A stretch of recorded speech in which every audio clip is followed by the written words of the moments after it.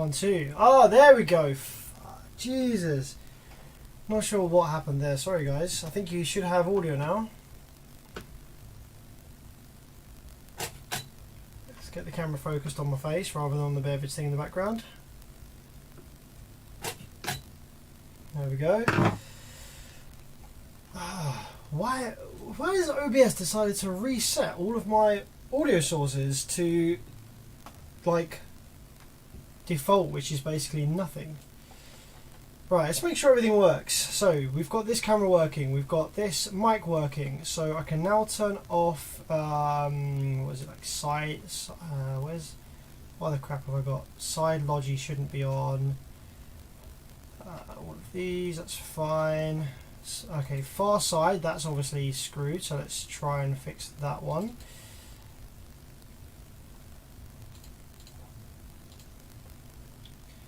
That camera is also green, so let's try and fix that one.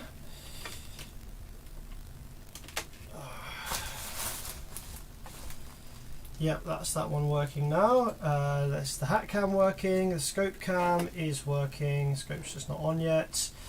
Let's get the lab supply cam working as well. Where are we? Get that pointed in the right direction.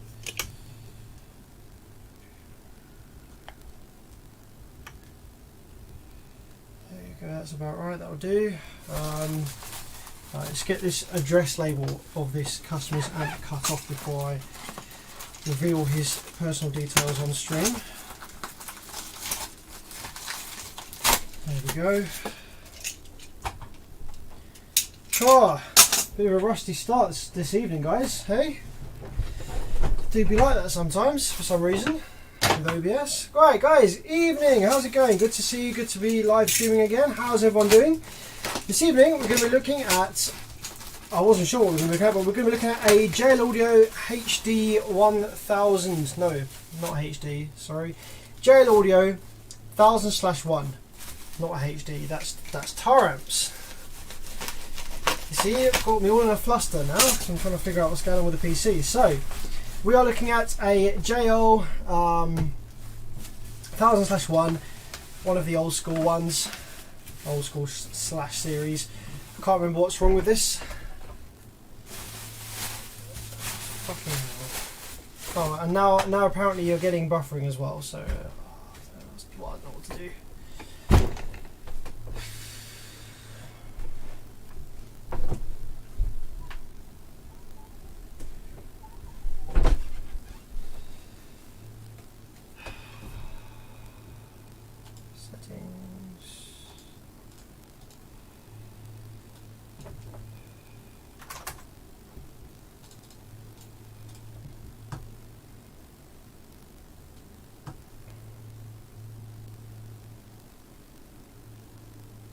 Okay, we're still dropping frames apparently for some reason. Why are we still dropping frames?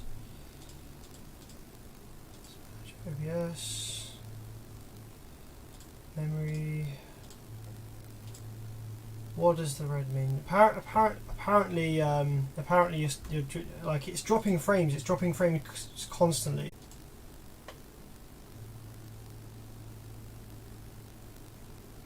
Okay, I've just reset the stream again, paused and started again. Now it's green, we don't have any drop frames.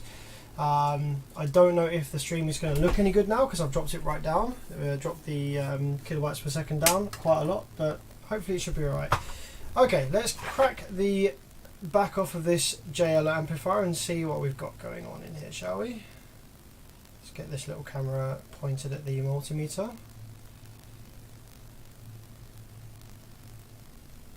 Very tricky getting this little camera lined up so that it just sits in the right place.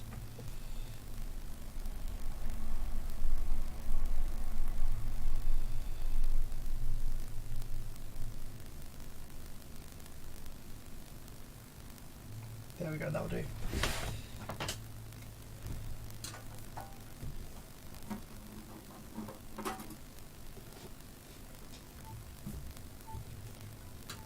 So yeah, this is one of the very early ones, and the way you can tell with these JL Audio 1000/1s, the way you can tell whether it's an early one or one of the later ones is to do with how the back plate goes on. So if the back plate is secured by just small screws down on one side like this and nothing on here, it just kind of clips in under this metal, then this is one of the earlier ones. The later ones actually had much larger bolts on both this top and this bottom piece here.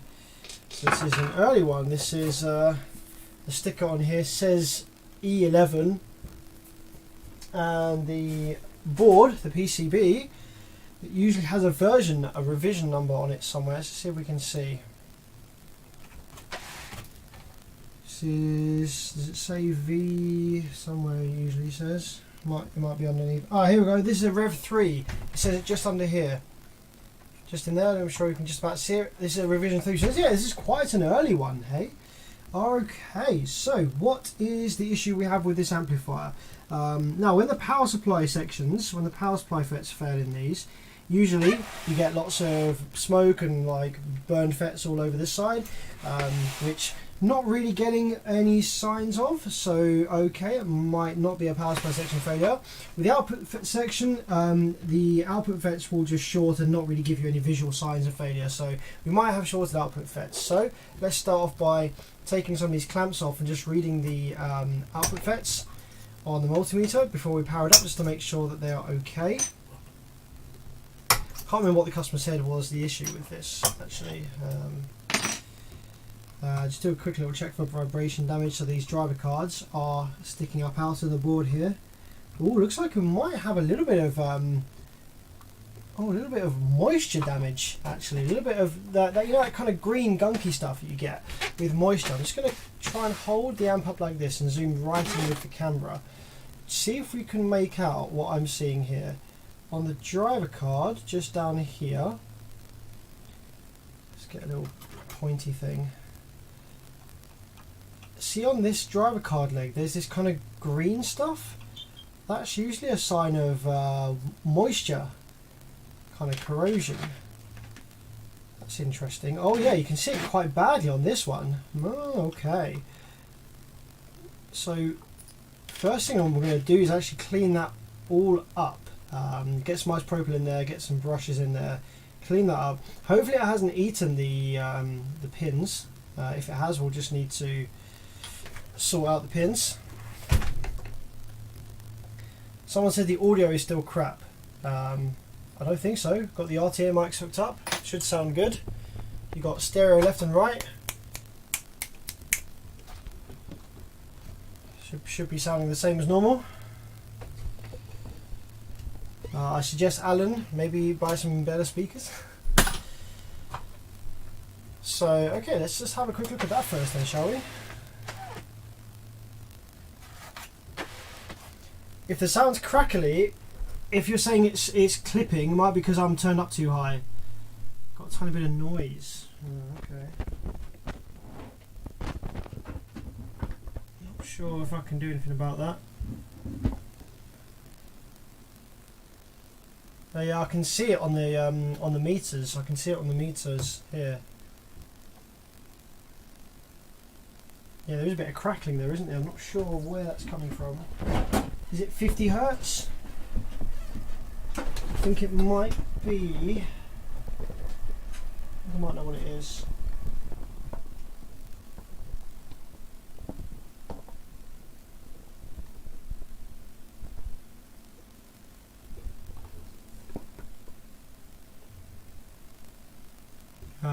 I don't think that's any better, is it? Is that any better? Don't think so.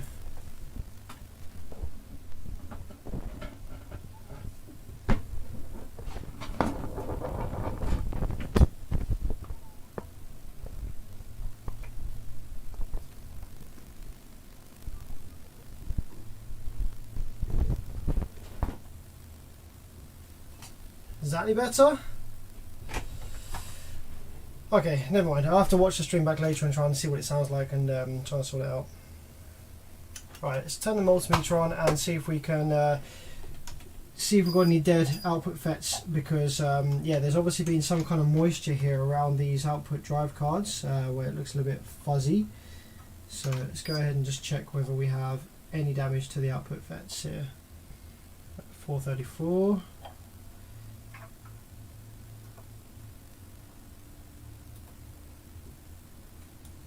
Oh, DL! Holy crap, man. Thanks for the 20. That's insane. Dropped in to say hi, end of my break. I have to get back to work. Looking forward to replay later. Man, thanks very much for the 20, my man. That's insane. You're the real MVP up in here, my friend. Thank you very much. That's massive. Hopefully the stream will be somewhat interesting for you. At the moment it's been a bit of a shit show so far. Okay, no dead output Fets, or no shorted ones at least. So let's just take some isopropyl and a toothbrush and let's clean up that corrosion that we're seeing there, that kind of water moisture stuff on these pins here. I could really do with a much smaller brush. I'd love a really small little one I can get in here. This one's working okay though, I can get quite deep in here. I'm trying to Google a really small one, maybe on Amazon or something.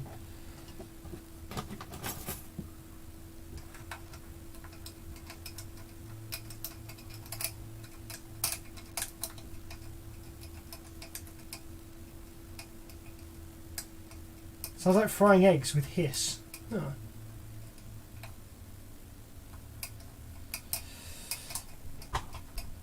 Question, I've got a Steg 40 kilowatt amplifier which measures above 500 volts at the rail. I'd like to see your opinion on it. I don't know. I haven't seen one of those on the bench, so I can only really give my opinion on something that I've actually inspected myself, and yeah, we don't get those kind of things in the UK, so send me some guts pics, man. Send me some pictures of the circuit on my Bevy's Facebook page, and I'll be able to give you a rough idea of what the circuit is, what it's doing. Okay, so if we probe the power supply terminals, we can make sure that there's no shorted power supply MOSFETs. So that tells us we're safe to plug our power supply in and get it fired up. So let's zoom right out on this one and turn the scope on so you can all see. Get some power supply wires connected up as well.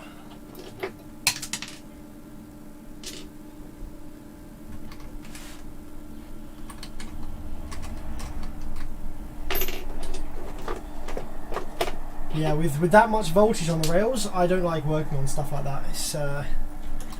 It's so much energy stored in those amplifiers and those rails. How are you coping with the temperatures in the UK? So I'm quite far up north in the UK, and the temperatures aren't as bad as they are down south. I think we hit like 28, 29 here Celsius, which is not really that bad. It's quite nice actually. I quite enjoy it. I'm a hot weather person. I prefer it to be hot than to be cold, so quite enjoying it myself. The temperatures in the UK are nothing like what people elsewhere in the world experience in parts of America and elsewhere in the world, so can't really complain too much. We're just getting a bit of nice weather.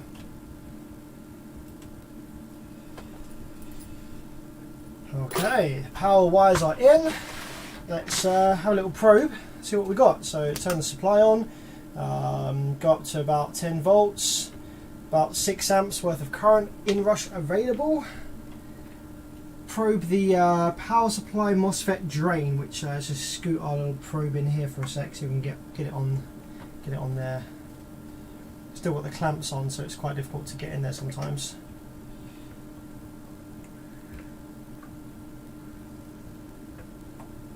Very tricky getting there. I'm going to go on the transformer actually. I'm going to go on the transformer primaries, which is the same as connected to the Fets. So let's hit the remote. Okay, actually now with these JLs we don't need the power supply hooked up to measure some of the waves in the output section. So before I give the output section full rail, let's just go ahead and probe some of these output Fet legs. So let's just check I think you can check the gates of these and the sources. So let's check the gate of this one. Okay.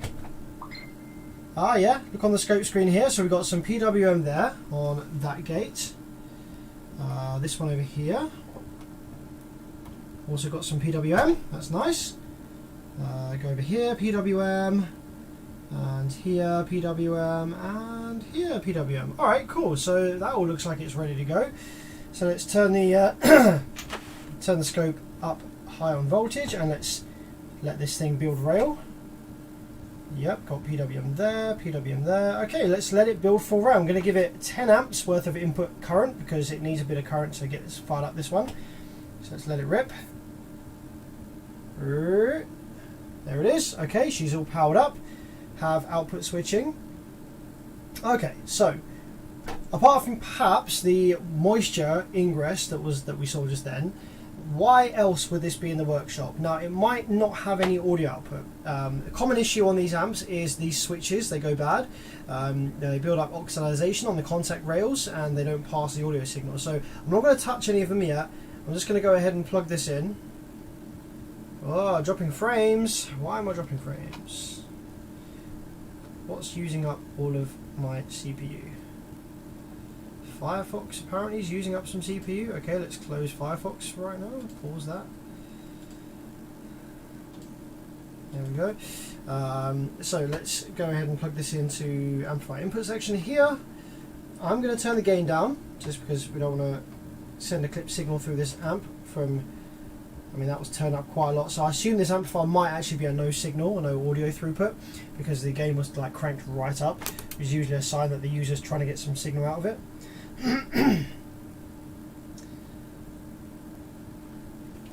Okay, so I'm going to shove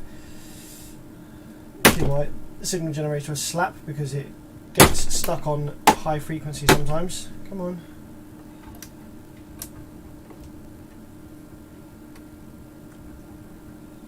There we go. Okay, give it about 40 hertz. There we go. Okay, so let's probe the low side drain again, and if the preamplifier section is working, there we go. So if you look at the scope screen just now, you can see that we have varying duty cycle of the output section here. You can see there's the PWM is varying in duty cycle, which will create a sine wave after the inductors. So if we now probe the speaker terminals, you'll see that we have some DC offset because that's how this amplifier works. And then we have a sine wave, which is all the way up to clipping on both positive and negative speaker terminals. So this amplifier does appear to be working fine, which is annoying, as always happens on the stream, but at least you can kind of see the diagnosis process. Alright, not much I can do here with this one then, seems to be working just fine. I'll put the clamps back on and I'll endurance test that one later, try and figure out what's wrong with it. Alright, time to get something else out then. I've got DC Audio 5K, one that we started a few streams ago, that was powering up with no dead Fets, but it didn't have any output switching, so it seems to be like a muting circuit fault. So I'm going to actually go ahead and get that one up on the bench, and that one's going to be quite interesting to look at.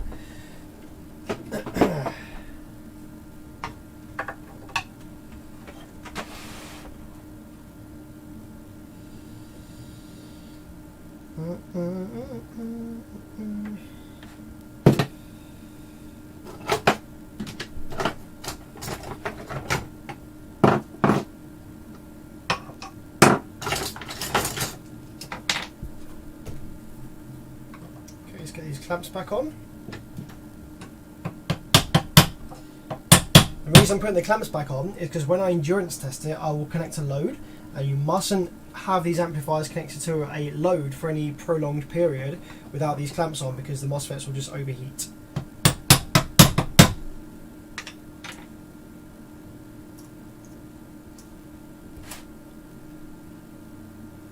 Danny, you're going to send me some pictures of your amp? Yeah, great man, I'd love to see it. Love to see it.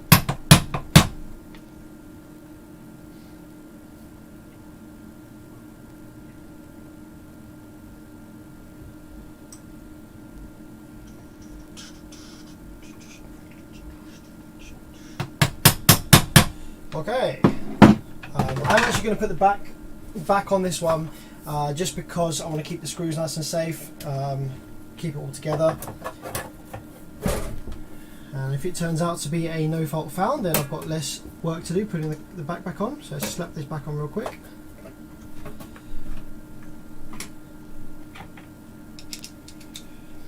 Yeah, some amps do, well, it's very rare. It's actually very rare for this to happen, where an amplifier performs fine, idle, you know, like this, without a load connected on the bench, but it develops a fault, or it presents its fault once there is a load attached.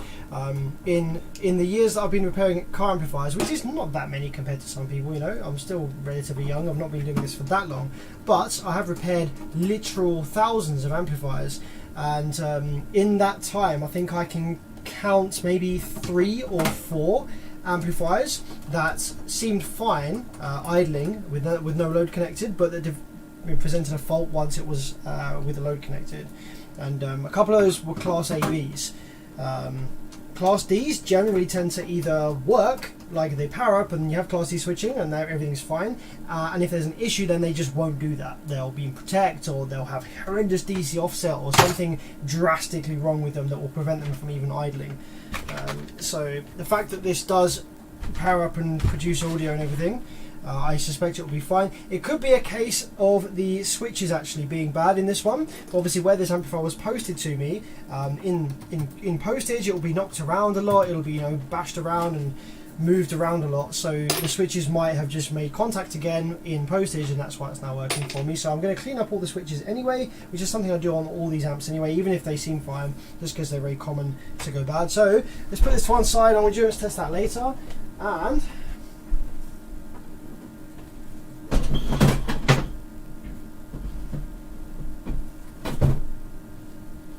let's get for you a DC Audio 5K. Alright, there we go. So DC Audio 5K. I've got some parts for this, which are actually just on the stairs, so bear with me, I'll just grab the parts for this.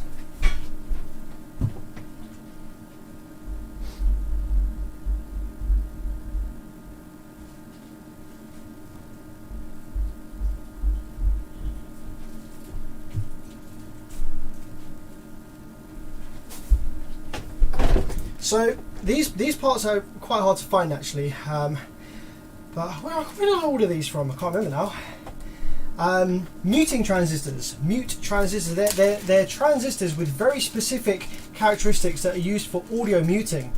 In this instance, I've got some, if I zoom in a bit, some D1302s. These are the muting transistors which are used in these kind of Korean boards, really common. So with this amplifier having an issue where it's powering up, no dead Fets, no output switching, the IRS 21844S chips are in shutdown, and that can often be due to an issue with the muting transistor. And sometimes the muting transistor can even read correctly in the tester, but actually still be bad. So I ordered some new ones because I was out of stock. So let's go ahead and drop these in, one of these in, and see if that solves it, and if not, then we'll go on the hunt for what's causing these chips to stay in shutdown mode.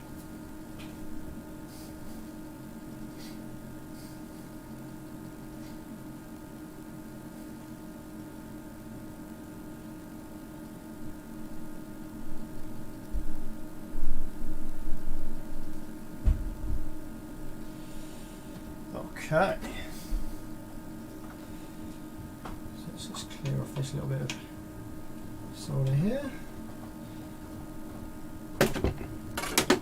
Okay, now how short do I need to trim these legs? Let's see. Trim them off a little bit. About there, I reckon. Sup, Benry Security, how's it going, buddy? Good to see you on the stream. Just gonna check these parts because these are new parts, just to make sure they're actually what they say they are. So hit the tester. Yep, that looks pretty much bang on. Nice high current gain, which is what these are. Drop it in. A little bit of flux.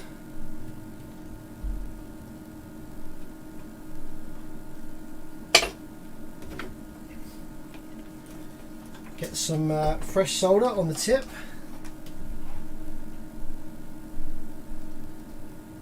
And then go to town. There's one. There's two. There's three. Cool. So new muting transistor is soldered in. Let's shove some power wires in to see if that's made any difference. I've got a funky feeling that this one is not going to be as simple as changing the muting transistor. I think we're going to have some issue on the output drive card to do with the shutdown of the IRS21844S, but let's just see anyway.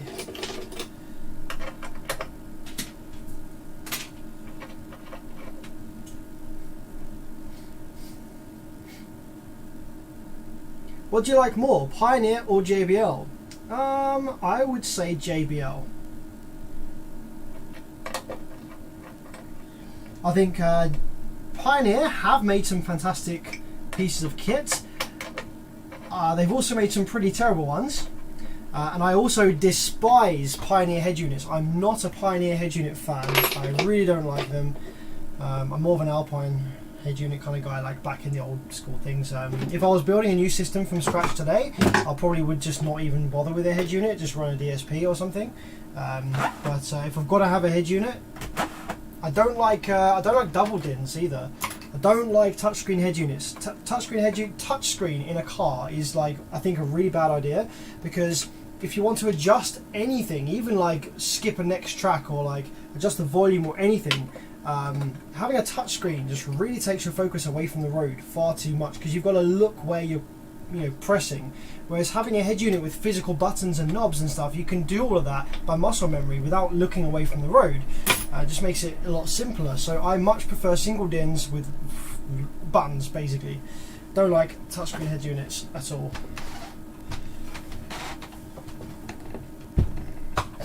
Yeah, Pioneer head units have ground issues. Yes, they have tons of issues with the Pico fuse in the on the RCA ground side. They go bad and cause a bunch of interference and noise and stuff through your system. Okay, so let's turn the voltage nice and low, because these amps do power up with a super nice low voltage, especially if we just take this little jumper which is on the power supply drive card. It has a 9 volt protection on or off, so we can actually disable that, and that will prevent the amplifier from turning off or going into protect when it detects like around 9 volts. So I can now shove just 9 volts into this amplifier, which will keep the rail voltages nice and low, so that it's nice and safe in case there is any issues or any problems with the output section. It just reduces the amount of energy that's stored in the rail caps. So let's go ahead and fire it up and see if it's now out of shutdown mode or out of muting mode. I'm going to connect up. I've only got one oscilloscope probe with me tonight because the other one's in the car. I usually just put some eye protection on.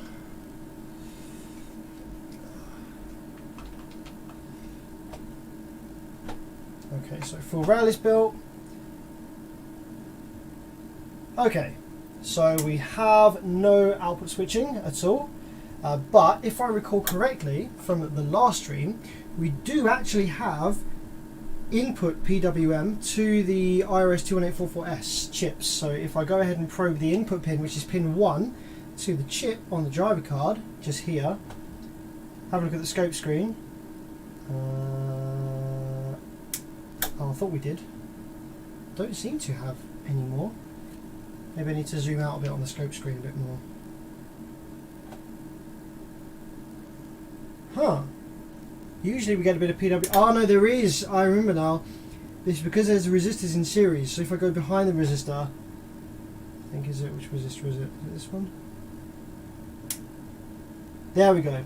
So yeah, there is PWM going into the chip, but the chip is in shutdown, and we are generating PWM at the op amps on this driver card as well, as you can see there on the scope screen. Why is it jumping around over the place? Check high frequency maybe. There we go. So yeah, we are generating PWM there, and we do have PWM going into the drive ICs. There we go. It's very, very small on the scope screen, but we're not getting anything out. So yeah, the chips are in shutdown mode. So we need to try and figure out why. Now, one quick thing that we can do, which will tell us. Oh, I'm dropping frames again, guys. I've dropped 3,800 frames now for some reason. Yep, stream's lagging. Yeah, OBS is telling me that. Look, you can see down here I've got green, orange light, red, orange, red. So red means that it is dropping frames. You can see the amount of frames I've dropped down here. I don't know why. Internet's good. My PC isn't like maxed out. Look, here's my performance usage. So we got CPU, I'm using about 50%. The GPU is pretty much maxed out, but well, not quite maxed out, 90%. Don't even have Chrome open. OBS is the process using the most. System is using a lot of CPU because of all the webcams I've got connected, so USB bus. Yeah, shouldn't be an issue. Not sure why I'm having issues with the stream.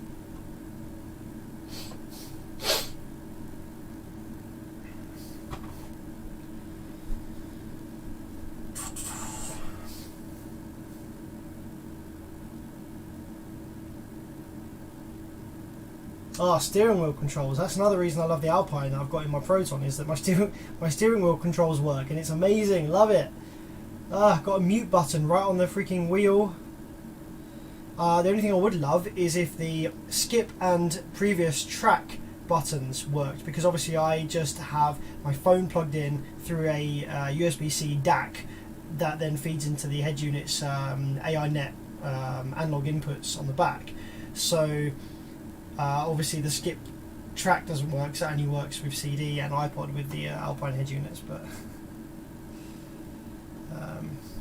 yeah, anyway, let's try and go back to the stream, see if it's going to work. So yeah, one thing that we can do which will tell us whether the shutdown signal is coming from the main board and going up into the output board, or whether the shutdown signal is coming from maybe one of these IRS 21844S chips is actually faulty and causing a shutdown signal to be sent back through all four of them.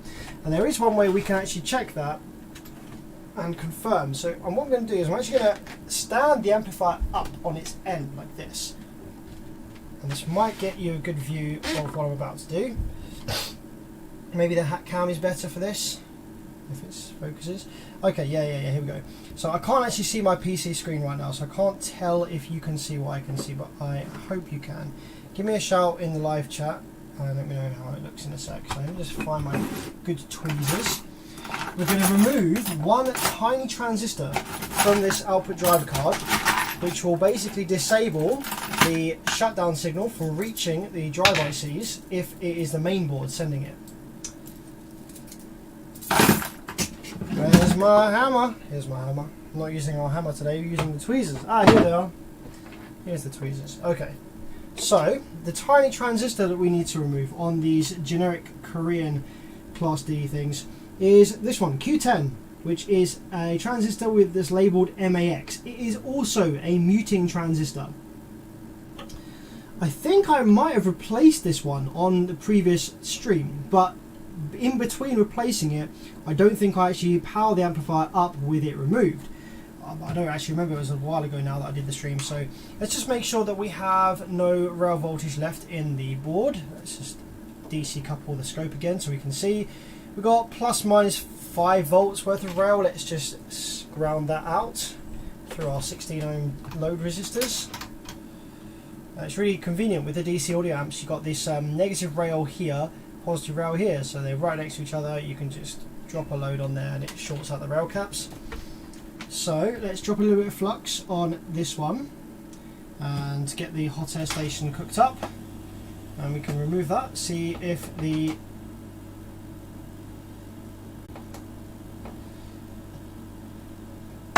so basically what's going to happen when I remove this transistor is part of what sits between the main board and the output board in terms of telling these chips whether to be in shutdown or activation mode. So when I remove this, if the shutdown signal is coming from the main board, then all these chips will activate, which is great. However, if the shutdown signal is originating from one of these chips, as in it's gone bad and it's leaking some voltage through the shutdown pin back to the other chips, then removing this transistor won't help, because I think all of the shutdown pins of these chips are all paralleled. I don't know if there's any resistors in series with each chip or whether they're just straight paralleled on the traces. I think they're just straight paralleled on the traces. So yeah, it might just be a case of trying to fight if this doesn't get the amplifier up and running by removing this chip, this transistor. It might be a case of just trying to find out which chip is dead by removing each one and seeing when it comes to life. Okay, so let's take that off. Just pop that safely down to one side because they're quite hard to come by, those little transistors. So now we're going to power the amp up again, and we're going to see. Can I get the camera? There we go. Yeah, I can kind of get the camera up in there. So we're going to power this amp up again and see whether the output starts switching now that we've removed that transistor. I've got a funny feeling that I don't think it will start switching actually. I think it might not start switching. I think it might be one of these chips is bad.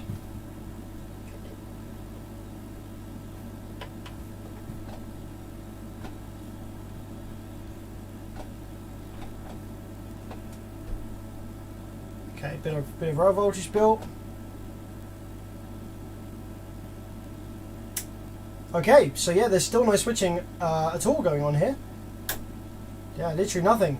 So that means that the shutdown signal is probably coming from one of those chips, which means one of them has gone bad. And it's very lucky, if that's the case, if one of those has gone bad, it's very lucky that when it went bad, it didn't take out a bunch of Fets, which is what usually happens. Okay, cool. So now we go digging into this driver card.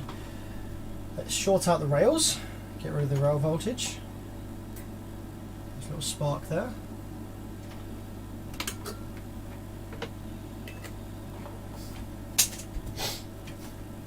And I think last time we did check that we had all of our auxiliary voltages present, plus minus 15, plus minus 5 and plus 12 reference to negative rail. I've got a feeling that we did. That's one of the first things I would have checked.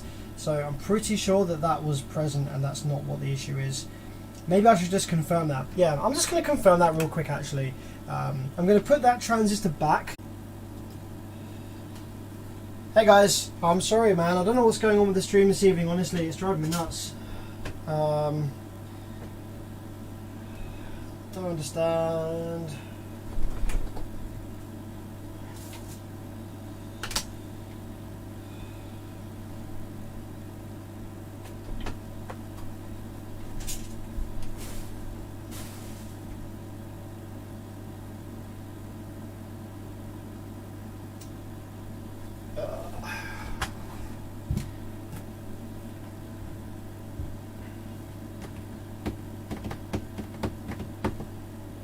Right, I guess I'm just gonna have to keep an eye on it. Sorry guys, I don't know what's going on with the stream tonight. My internet's good, PC's good. I'm not maxing out any of my stuff. Everything should be fine, but for some reason it is not happy. I don't understand why. I'm so sorry. I don't know what's going on. Anyway, what I was saying is that yes, we're going to put that transistor back on because we know that that's not the issue. One thing I was saying is I want to check whether we have 12 volts reference to negative rail because that's the only voltage that might be missing that's going to cause this exact scenario here.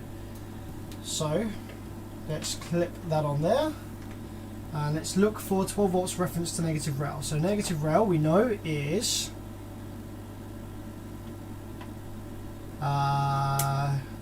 here we have negative 78 volts. So we're looking for something about 12 volts above that on these pins here. So let's have a look.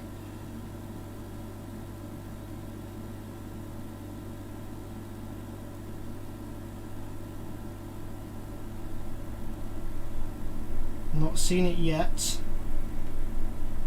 Oh. Aha.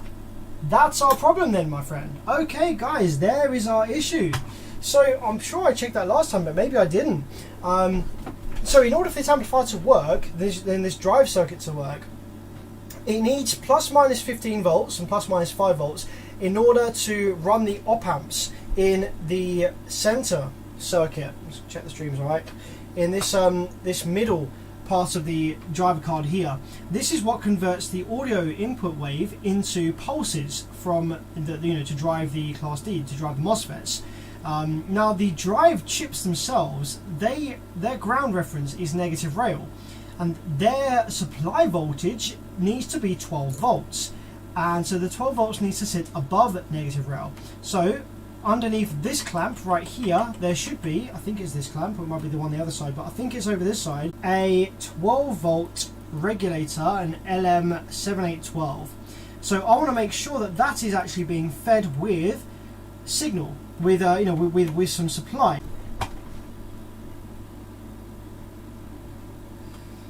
Right, are we back online? Are we back up and running?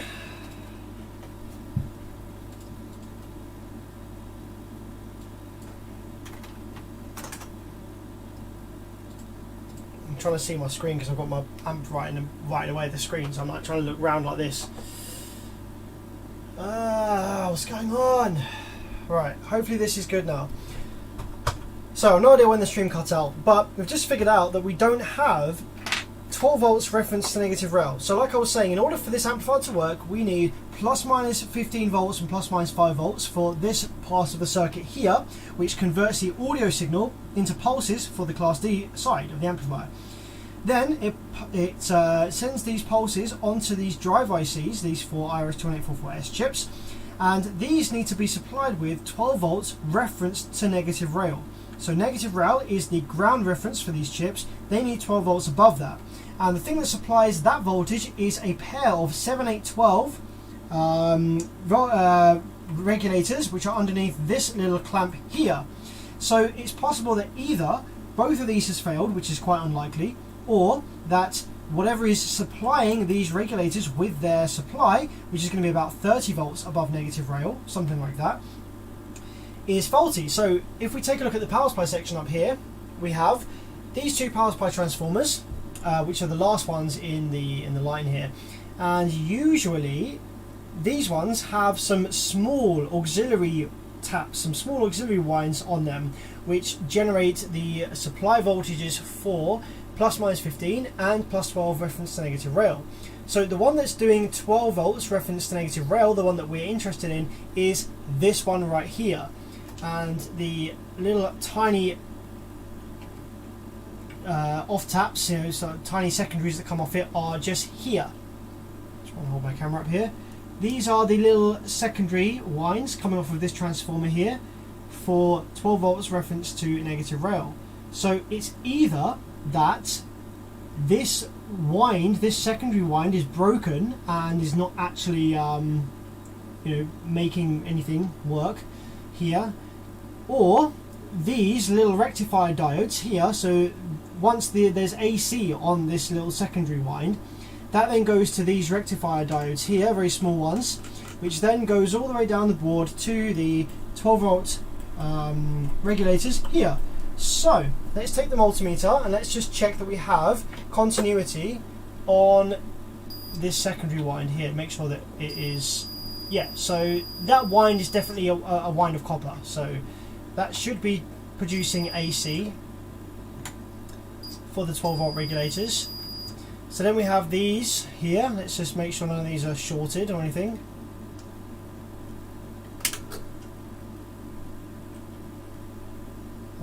No, seems okay. So they then, the outputs of these will then make their way down the board to the 12 volt regulators, which are just in here. So I'm going to go ahead and turn off my hot air gun, so I don't need that anymore, I don't think. Let's short out the rails. Make sure we've got no residual voltage left in here. There we go. Let's pop the clamp off for the 12 volt regulators in here.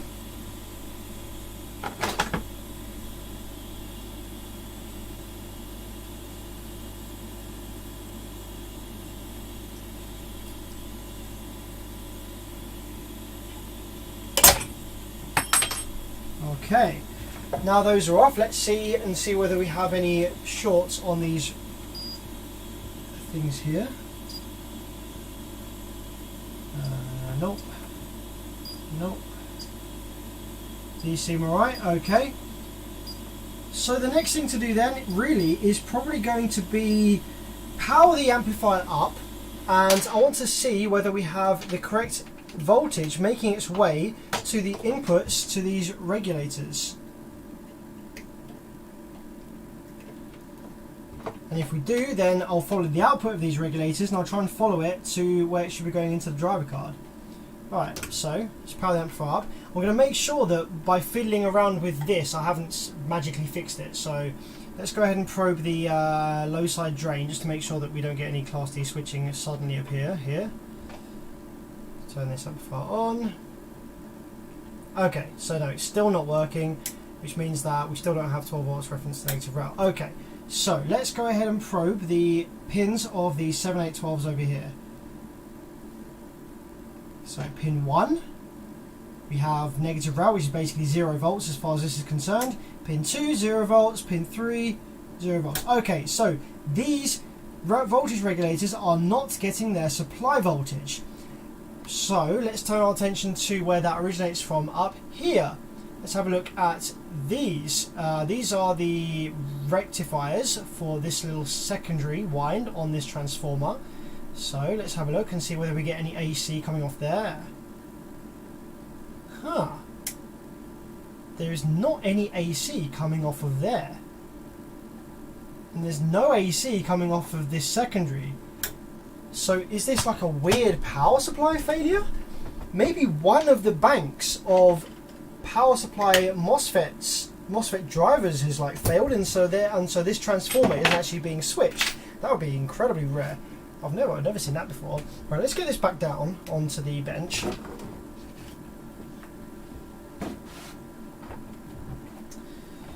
So let's let's get rid of the rail voltage in the output section for a second.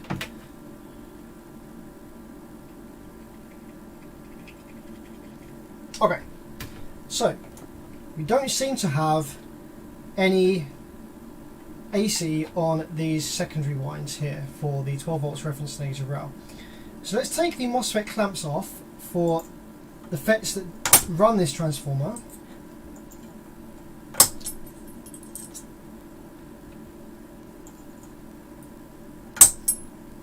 So we have 8 transformers in total.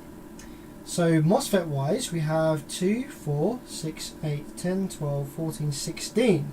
So therefore we're going to have 4 MOSFETs per transformer. So it's going to be these 4 MOSFETs here which are running this transformer. Okay, so let's power it up and see whether we have any switching on these MOSFETs on the primaries.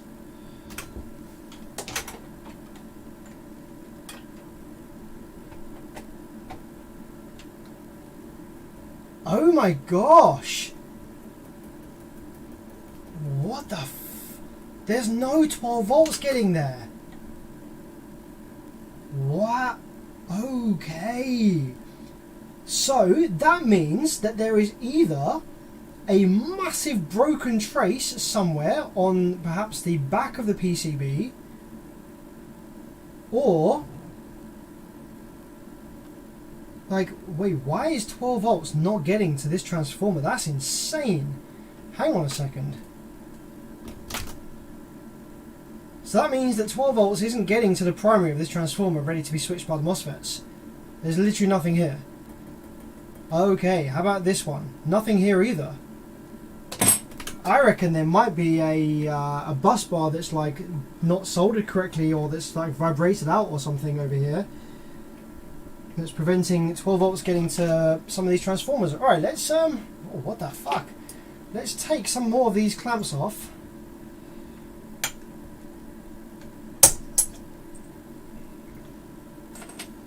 And let's see what transformers are getting 12 volts. Wait a second, I have a hang on a minute, I have a funky feeling. That this might actually be my fault, and this might be the first time I've ever seen a board designed this way, which would be really fucking stupid if it is. So you see the power terminals here, right? These should be paralleled, but I've got a feeling, because obviously on the bench I only ever have one set of terminals connected up, because every single amplifier in the history of dual terminal amplifiers has everything just paralleled. Does this one just straight up not? Does it have one set of terminals running one side of Fets and the other set of terminals running the other side of Fets? If that's the case, that will be the first time in thousands and thousands of amplifiers I've ever seen that. So we have ground, ground and ground.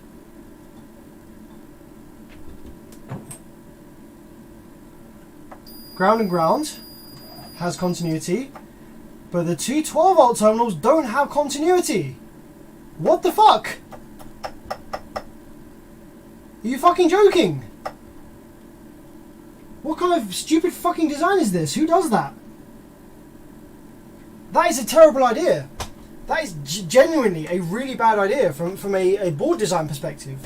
What happens if this is fitted to a customer's car and there's like some issue with, okay, let's say this amplifier draws too much current, so the fuses should blow. A customer, a user with this amplifier in their car will probably have a separate fuse on each one of these inputs, wires going to each of the inputs. So if this amplifier demands too much power, you need the fuses to blow at the same time. If one fuse blows and the other one doesn't, then that could cause all kinds of havoc for the amplifier. Now in this case, where we've got them separate here, we've got one half of the amplifier with a transformer that runs the 12 volts reference to negative rail, and the other one over here which is generating the plus minus 15 volts for the driver card. Now if that one disappeared, if this one wasn't connected but this one was, then the drive chips would be active, but there would be no voltage going to the PWM generation circuit here, which would actually cause some spikes, big voltage, big like drive pulse spikes or like pulses when the amplifier is powered up initially or powered down. That could be dangerous for the output section and could blow some Fets. This is really not what I expected. I'm pretty gobsmacked, and I'm wondering actually whether that is a fault, whether there is like a massive trace that's like blown open on the bottom of the board or something. That could actually be the case. I'm going to inspect the bottom of the PCB. I'm going to try and have a look at it by taking this this side plate off. What I'm wondering, okay, this could have happened if the user was running this amplifier in their vehicle with only one set of terminals connected, and if they were joined on the PCB at the back by like a piece of trace, okay, then all of the current that one half of the amplifier demands that isn't connected to its terminal on this side is drawing all of that current through this single trace. I have actually seen this happen before. A technician, a good friend of mine, was power bench testing a B2 amplifier on the bench. He was running a hard 1 ohm resistive load for about 20 minutes, half an hour, with only one set of terminals connected up because they're paralleled on the board. However, the trace on the back of the PCB of this B2 amplifier was thin enough that it actually fused open, and therefore that caused only half of the power supply to be working, and it actually blew the whole power supply up. And he sent it to me and was like, oh, what the fuck, I don't know what's going on with this. And I turned it over and I noticed this fused trace between the power terminals, and I was like, whoa, how has that happened? And I kind of thought about it for a minute, and I was like, this can only have happened if only one set of terminals was being used. So I'm wondering whether that's the same thing that's happened here. The customer's only been using one set of terminals, or maybe the wires for his other set of terminals are, unbeknown to him, somehow disconnected. Either the fuse is blown or the connection is bad, and the amplifier has been drawing current through just one set of terminals through a trace that's not designed for that amount of current for the other side. So let's go ahead and take off this side panel and try and have a look and inspect on the PCB and see if we can see whether there is any blown traces or anything like that, because I genuinely will be gobsmacked if this board is designed to have them separate and not paralleled on the board, at least somewhere. Even if it's not designed to take full current, they should be paralleled. This would be, that'll be the first time I've seen that, if that's the case. If this genuinely isn't connected from factory, that'll be the first one of these I've ever seen.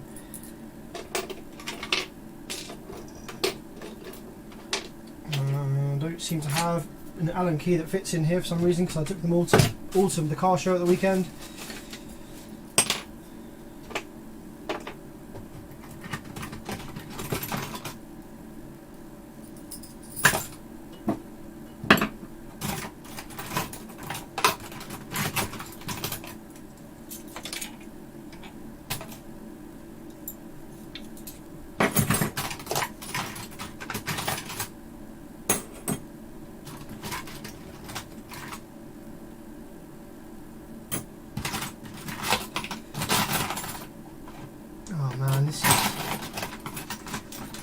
the stream isn't really going in my favour this evening. This is a really interesting. This is going to be a really interesting failure mode, though. If this actually is the case, if we've got a blown open trace, this is going to be a really interesting one for people to be aware of when they're using their amplifier for a start.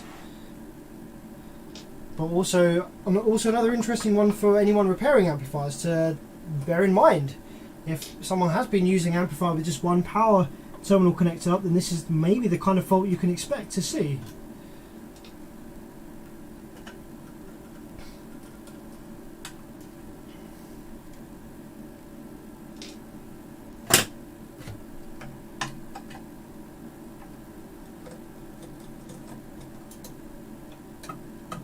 Taking all these grub screws out, all these bolts out of the terminal side, so we can get this panel off.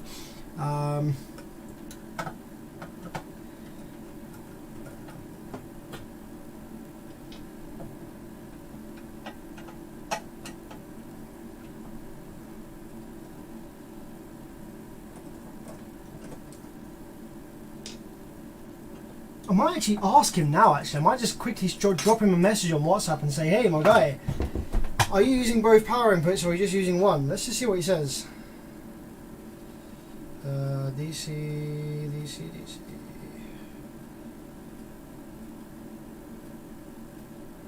Just a question. Are you using both power inputs on the 5K or only one?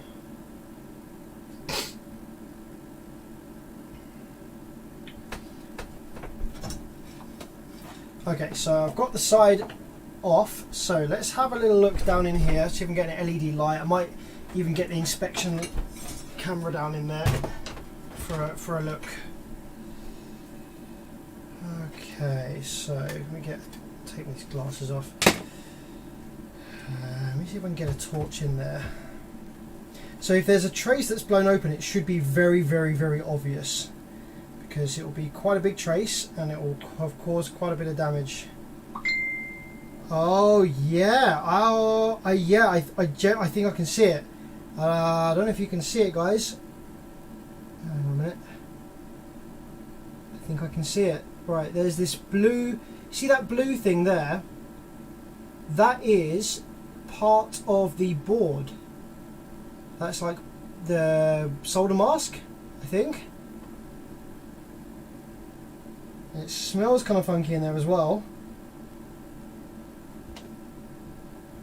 Yeah, I think that the trace between these has blown open, but I can't quite see for sure, but it definitely looks like it. El Fuego, thanks for the 5, my dude. Okay, customer said that he was using both, so it's possible that one of them has disconnected, or like got a bad connection without him realizing. Alright, I'm just going to try and take a bit more of a look down here, just because I can't quite be certain if that is what I'm seeing. See that trace there? That looks like it's part of a speaker terminal output, not. That's kind of would be in a bit of a weird position to be the power one.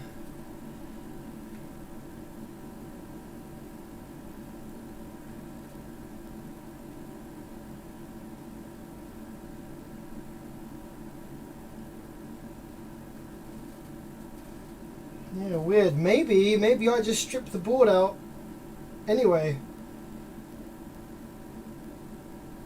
Because if they are separate, then it would make sense for me to just run a massive jumper wire from one to the other anyway.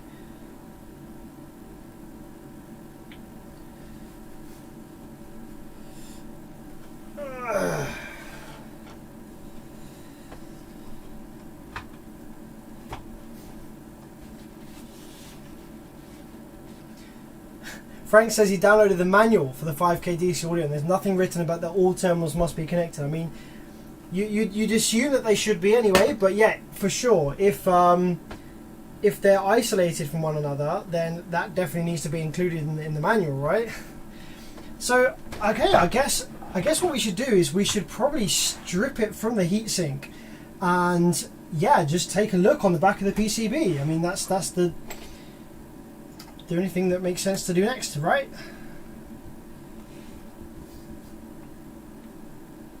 Okay, let's have a proper look. I'm sure you guys are really keen to see this, as am I. So let's get all these clamps off, these Fets, and let's take it out the case and have a proper look on the back.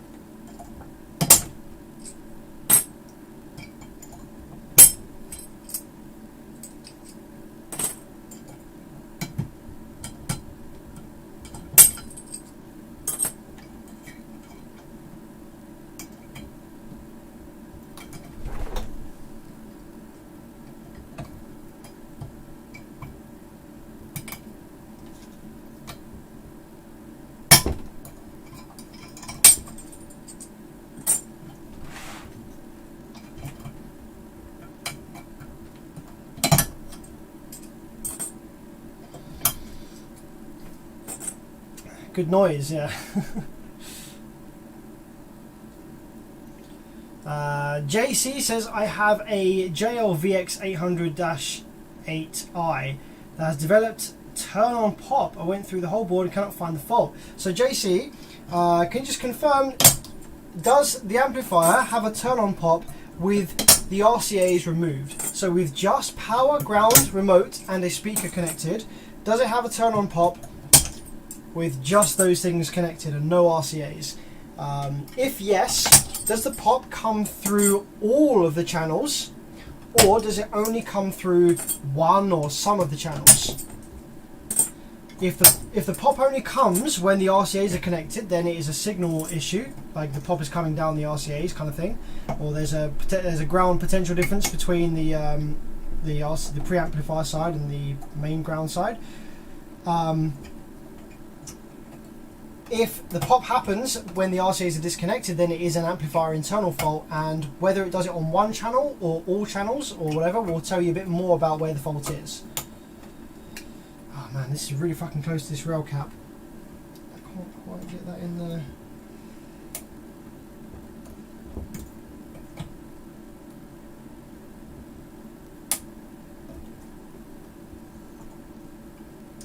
JC, thanks for the 5, man. Oh, you didn't have to send 5. I did actually answer your question before that came through. But thank you very much, man. Appreciate the 5. Shorten the tool. Yeah, I'll just get my angle grinder that I have laying around. There we go.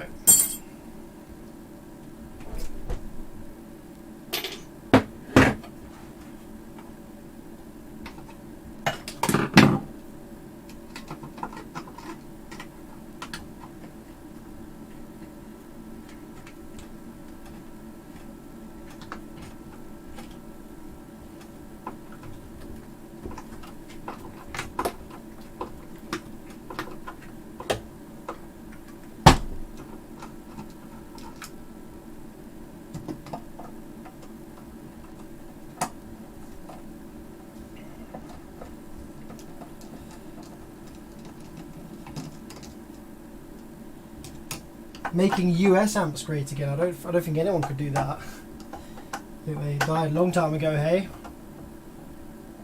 Correct. Power, ground and remote with no RCAs. All the channels. It's a multi-level PCB layout with built-in DSP.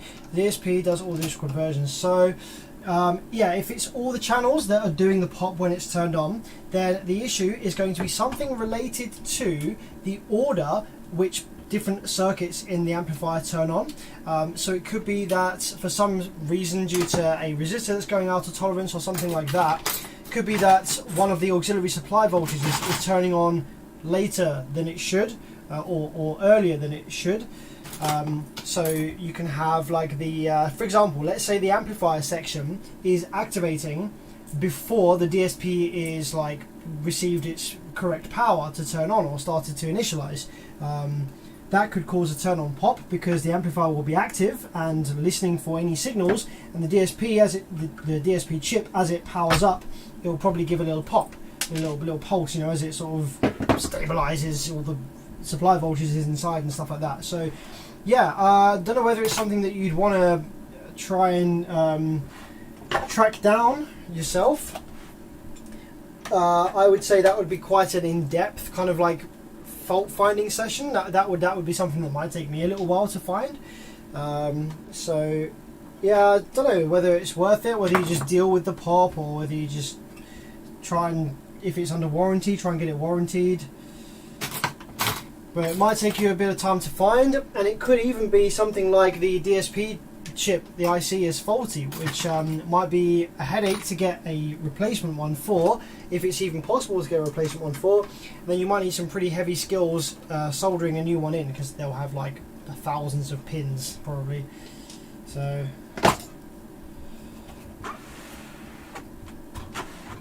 okay, let's start to pull this away now.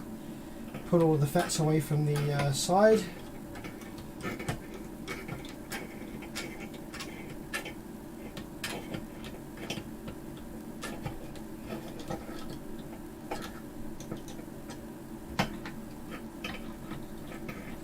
It's also a good thing to strip the amp down once in a while. We can check for vibration damage related things that are starting to occur. We can check for like weak legs in the Fets or the rectifiers. We can check for any loose inductor winds and all sorts of bits and pieces while we strip it down as well. So it's not a bad thing to do every once in a while.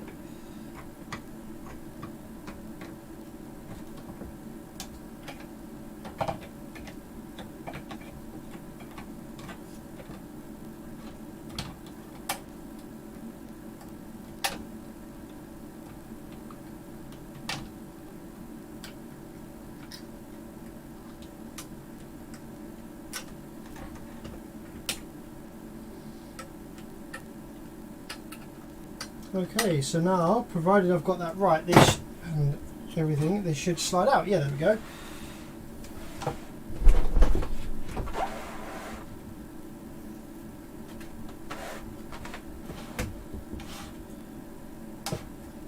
Okay, one more little screw in the end here.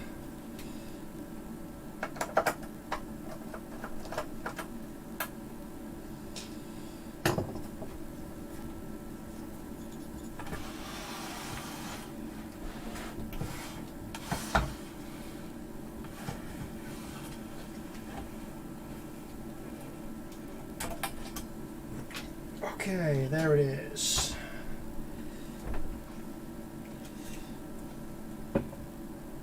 So I can definitely kind of see some, maybe some kind of like hints as something's got hot. Is there a bit of soot perhaps on the back of the PCB here? Maybe? Nothing super obvious. Something kind of there that's looking a bit funky. There maybe as well.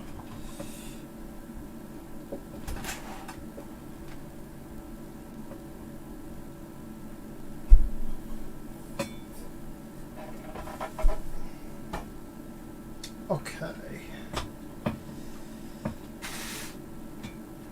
What's the reason for the blue wires across the board? I see some have them, some don't.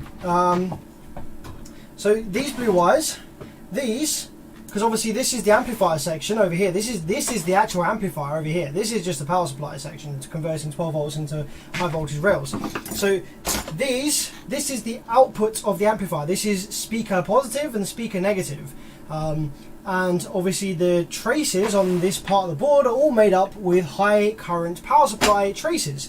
So they don't want to run the traces for the speaker output through the power supply PCB, taking up valuable PCB trace width for the high current supply. And secondly, it's not such a good idea having the traces which are carrying the audio signal running right next to the traces which are having high frequency AC on them from the transformers. So yeah, just having them on a separate wire going above to the terminals just makes sense. I would actually argue that it makes more sense to just put the fucking speaker terminals on this side, on the side of the amplifier that is the amplifier, as well, all the Brazilians do. They have the speaker terminals on the amplifier side. I don't know why they have to route it back through to the power supply. So I guess it's to have all your big wires coming out the same side, perhaps. Okay, moment of the truth then. Let's turn this board over and see if there's any... Ah, yes, there we go. That's exactly what I wanted to see. So, thankfully, I was not going crazy, and it's not my fault that this amplifier was a problem. So there is a huge blown trace on the bottom here. So that there is toast, and that there is toast.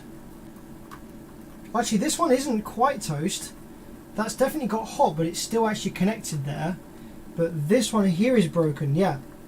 So basically, yeah, these 12 volt connectors are paralleled by this trace, which goes to this jumper bar, which then connects to this trace. And the weak spot was obviously right here. So I would say that the customer he just told me that he was actually using both of these terminals. But this is a prime example of what will happen if you don't use both power terminals and you draw a high current from the amplifier. Then the traces on the back of the PCB aren't designed to carry the amount of current required for one half of the power supply board. So they fuse like this. So I think that my customer, one of his wires either fell out, or one of his fuses blew, or one of his grounds is bad on one of these power terminal wires, and therefore all of the current was going through one terminal block, and that's why it's that's the reason for this issue. So let's take some well, I think the best thing to use here is actually going to be some old solder wick. It makes really good high current bridging. Just turn the big soldering iron on, and let's get that bridged over. So yeah, we're just gonna want to run some hefty buoys across there. We can actually run them straight across there, so we can see we've got a big jumper on the top of the PCB there. I could just run one across there. I just need to be a little bit careful that it's not going to rub through these little traces here. These form part of that's the remote signal. So this trace here that goes that's the remote. So we don't want 12 volts being sent back down the remote. And this one right here is probably DC offset protection detect. So we don't want 12 volts being sent to that one either. So yeah, I might just stick with the factory. Might just bridge over that one there and bridge over that to there, rather than trying to go straight over the jumper. Because we shouldn't need this. Like, at the end of the day, it doesn't actually matter that, you know, these don't need to be paralleled if you're using both terminals and both your terminals are connected to the same supply. They don't need to be connected at all, but they are connected because it alleviates these issues where maybe only one side is working. Well, I don't know, maybe it would make more sense if they weren't connected, because then the user, the customer, would be alerted to the fact that one of their wires is bad. Maybe it can go into some special kind of protection mode. Maybe it can have some circuit that detects whether one side of these terminals has significant voltage drop on it or no voltage at all, and it can go, hey, protection mode, 12 volts is missing from the left hand side, for example. And obviously then you wouldn't have these connected on the board.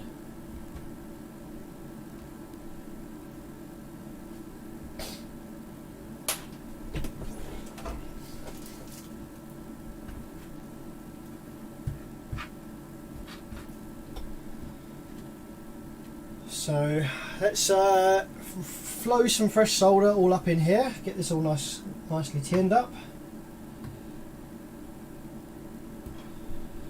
This isn't really hot enough yet, this iron. It's still got a long way to go before it's like fully cooked up, but it should be hot enough just to dump some energy onto the board right now.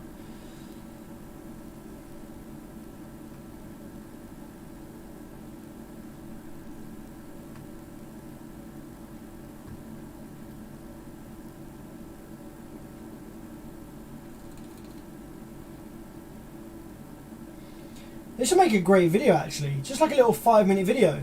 I can make a quick video that's titled something like, what happens if you only use one power input? I'm sure people are curious to know, like, because the people that don't understand the circuitry of these amplifiers, they don't really know where each terminal goes. So it might be interesting to just make a little 5-minute video that's very digestible, that a lot of people can watch while they're on the pan or something, and they can just be like, hey, this is what happens. This is where the power terminals go. This is why there's two, and this is what can happen if you only run one.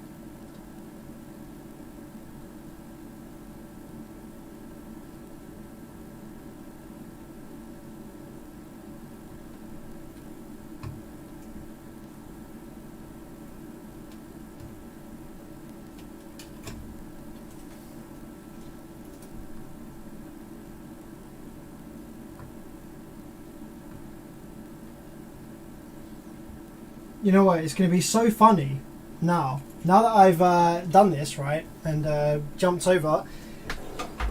It's going to be so funny if I connect the power back up to this and there's still no output switching. That's going to be so funny.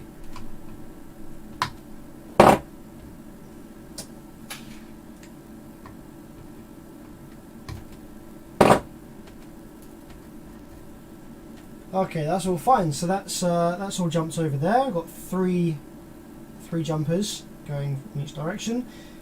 This one wasn't actually broken, it just got hot, so I've tinned that with a massive thick bit of solder. That's fine. Like I say, that trace shouldn't need to pass any current.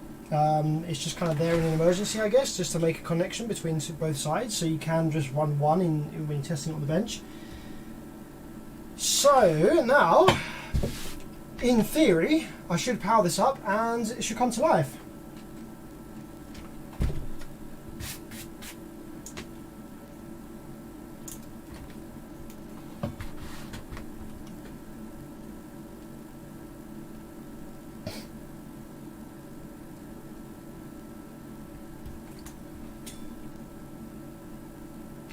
Yep, looks good. Okay, so a little bit of power, got 9 volts in there. Yes, put my glasses back on just in case the output Fets decide to give up at this exact moment in time. Clamp that onto negative rail.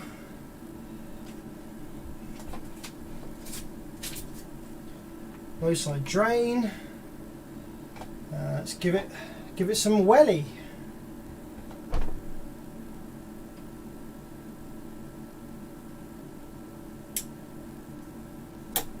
Okay, it's there's no output, there's no switching still, but it's trying. I think it's just because I've got low low input voltage there. And it might need a kickstart from the RCA signal. But I did see the telltale signs that it wanted to start switching. There we go. There it is. Yeah, it just needs a little bit more than 9.1 volts. So yeah, switching on that one, switching on that one, switching on that one, and switching on that one. Yeah, so that's literally all it was. So in this instance, my customer, his wiring must have developed a fault whereby one of the power wires in the amplifier, either the positive or the ground, it has a poor connection somewhere to the amp, to the fuse holder, to the ground point, something like that, preventing any current being able to be drawn from one of these power terminals, causing all of the current to be basically tried to be drawn through the other power terminal, which put massive strain on the small, thin trace on the back of this PCB that connects these two terminals together electrically.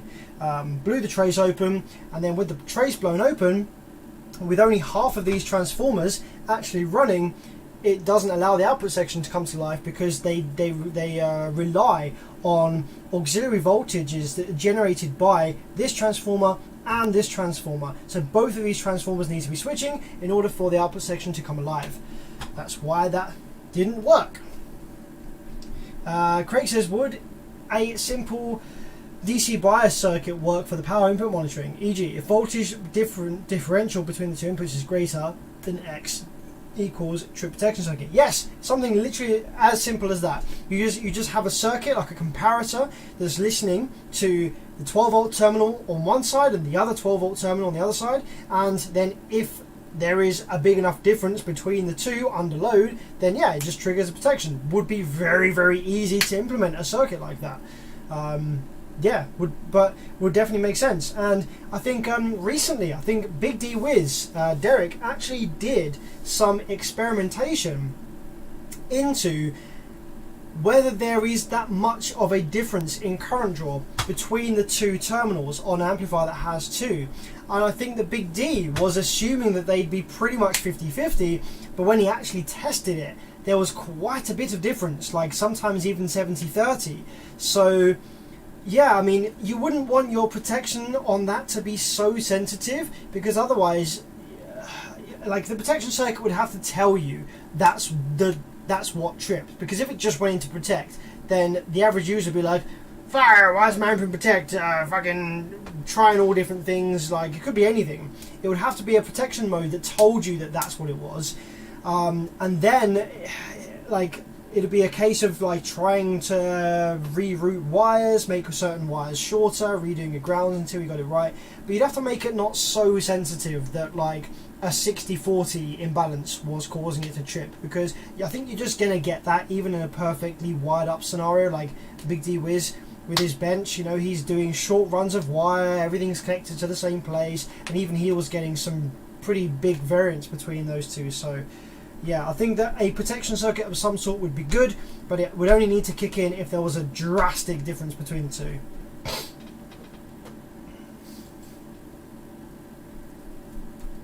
But yeah, good idea though. I definitely think it's something that should be implemented at least to some extent, for sure.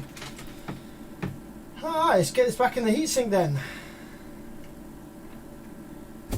So guys, what do you want me to do now? Do you want to, I can get this back in the heatsink, and we can just have a chat while I do that. It's not very exciting. Or I can just put this to one side and we can look at something else perhaps.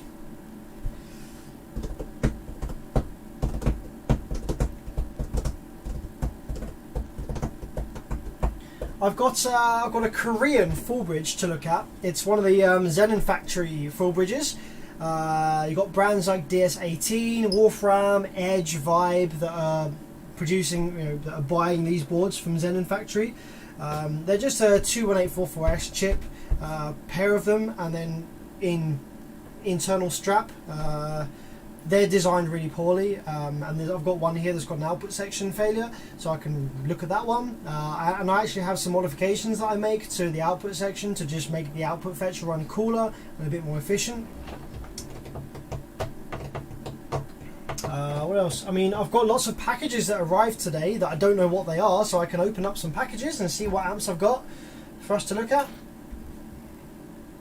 Did you get any videos of your van running at USC? I got one video because I was too busy demoing. Like, it's very difficult to film and demo at the same time.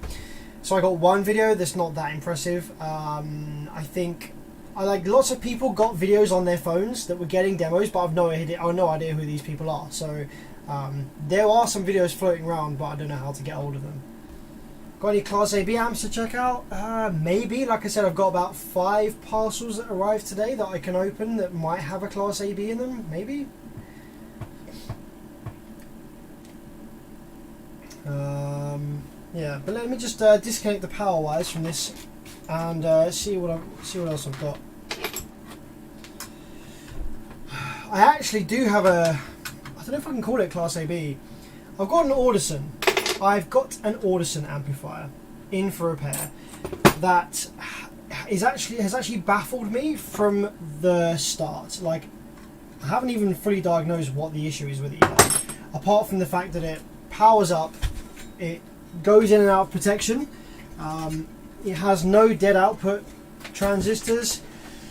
It's not drive circuit related because you can remove the driver board and it still does the same thing.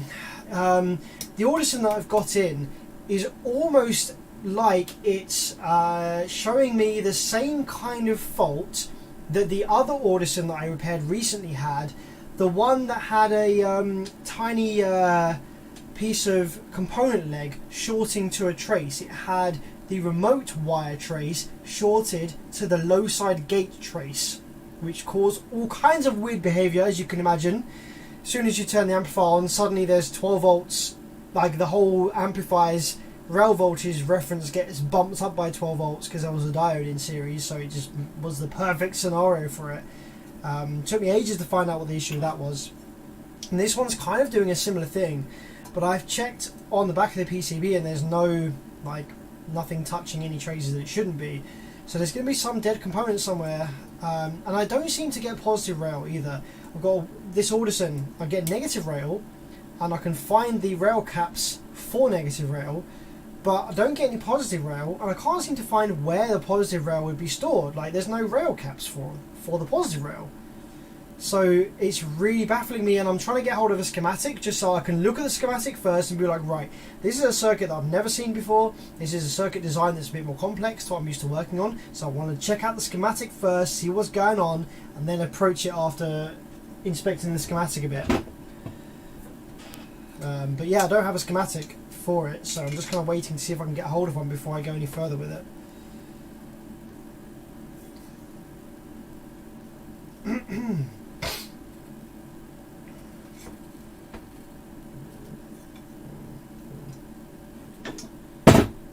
Okay, so yeah, let's put this DC audio to one side for a bit then.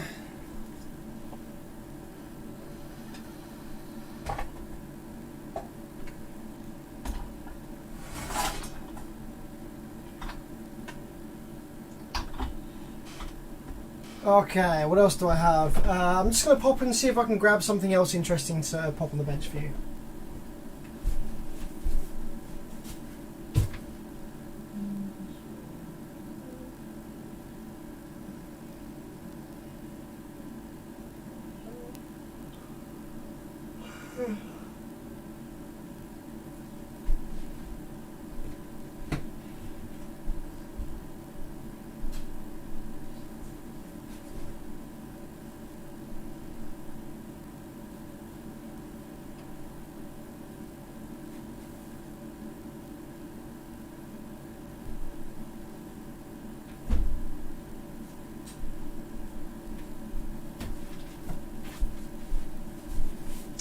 Okay.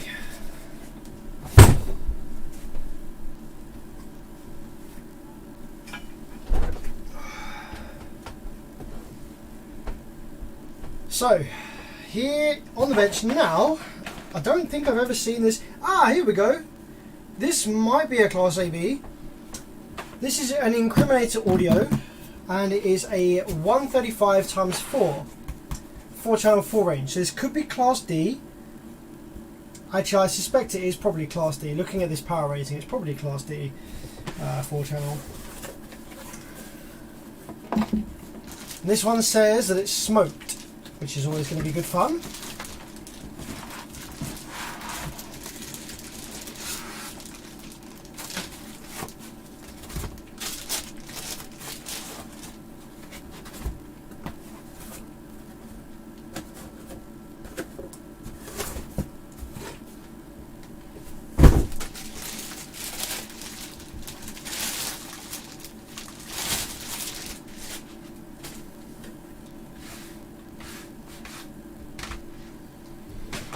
Okay, let's get this open and see what's going on in here.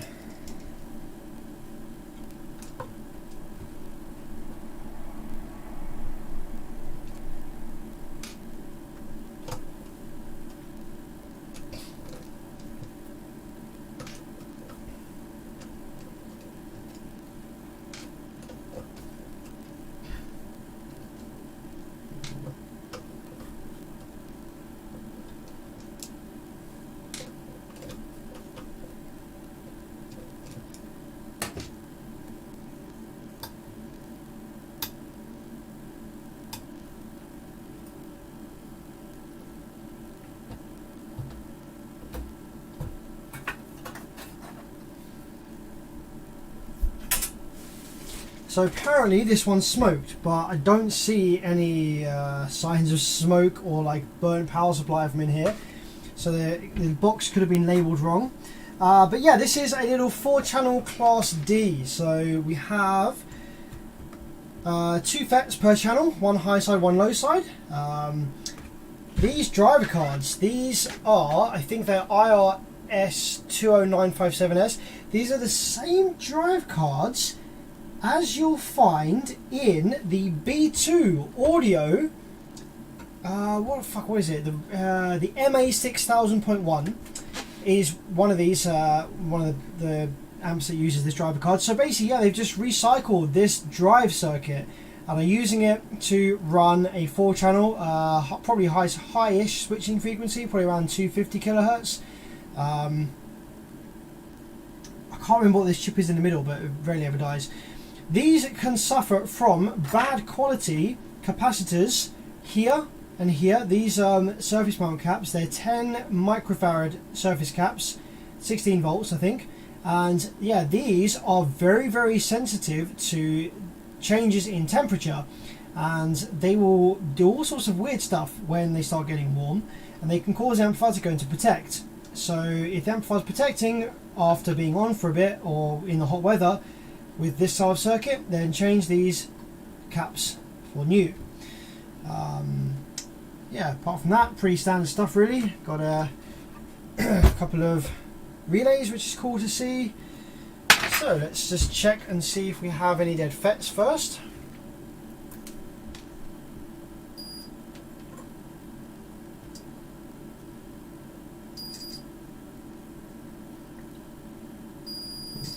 Uh-oh.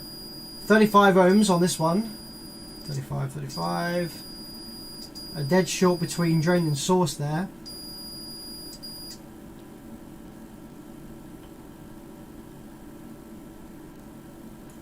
Okay, so that Fet is no good.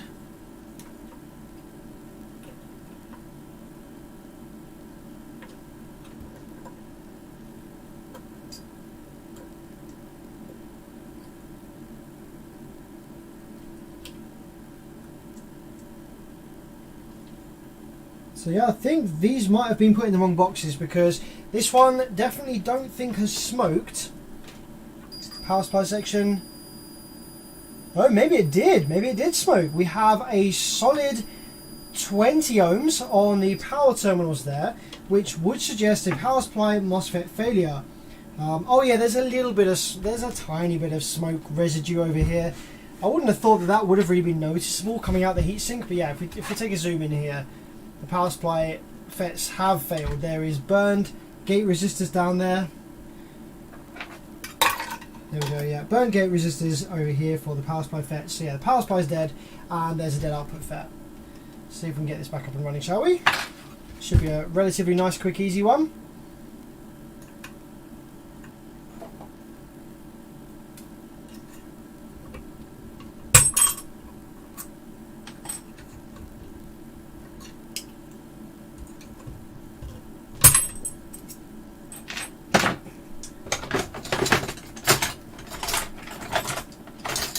Where's my flush cutters? I had them in here literally the other day. Seem to have gone missing.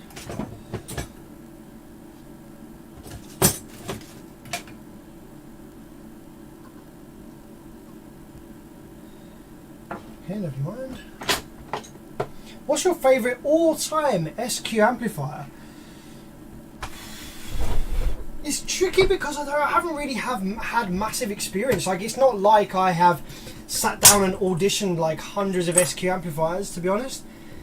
Like, I really like my Genesis. I really like the sound of my Genesis, which is an SM65. It's an 8-channel. So it's a pair of SM65s, I think, and then a pair of dual monos. And the SM65s are biased really into Class A. I've got them on my tweeters, and it sounds absolutely gorgeous. I fucking love it. But I haven't really heard anything any more expensive than that. Like, I haven't heard any Macintosh stuff, or I know some people say Macintosh is just like snake oil shit. It's not actually that great, but I haven't really heard anything super high end, so it's difficult for me to tell. With sound, with audio, your opinion can only be based on the last best thing you've ever heard. So if I haven't heard anything better, then I can't understand what I'm missing out on, if that makes sense. Only once I hear something better, I realise, oh, okay, that's what the better one sounds like. That's what it's supposed to sound like. That's how it sounds better.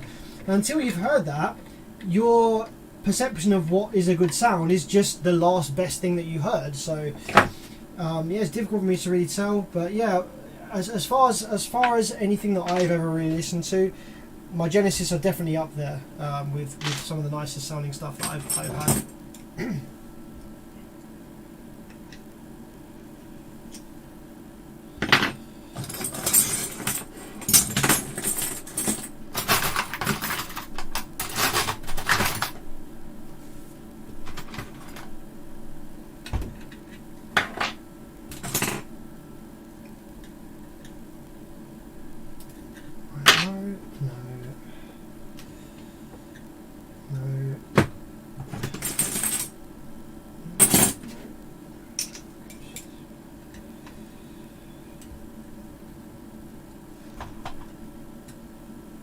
JLaudio 300/4 sounds great, but I have a low ohm light. I'm afraid to use it. So you mean it's just constantly on, but the amplifier still works, or it's on and the amplifier doesn't work?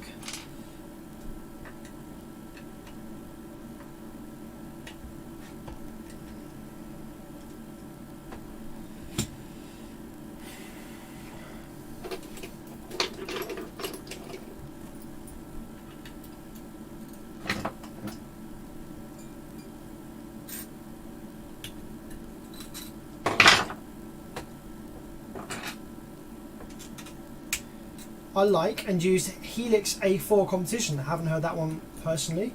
My favourite SQ amps were custom mono Z-built amps I had. Don't think I've ever heard those either.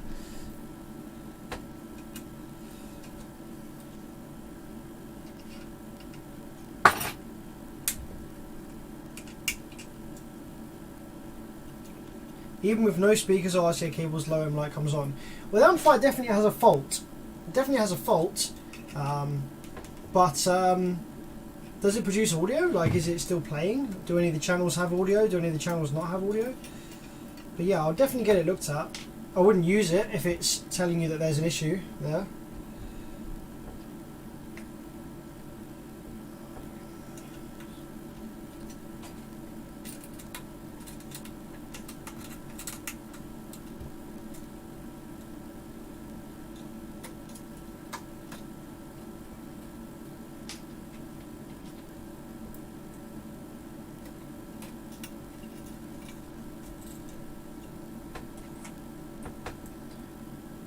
It's from Audiotech Fischer from Germany, which also built the Brax amplifiers. See, I've only really started getting really into SQ over the last 4 years, maybe. I was always just kind of like a bass head and didn't really care too much about the front stage. But now I've got the Proton and I've got this gorgeous sounding front stage, which I'm going to be doing a video on soon. I really appreciate SQ, and I'm definitely going to turn into one of these old men that's just like straight up SQ and like no bass.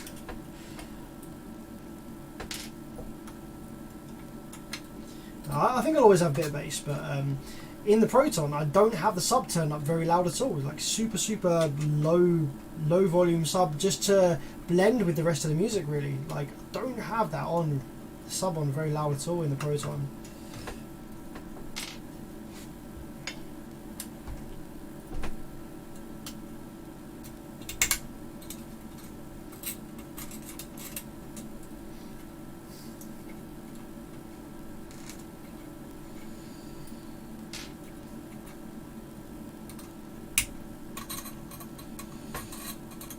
Okay, after this amplifier, after I've done this amplifier, provided I've got enough time, we'll look at something really funny on Facebook together.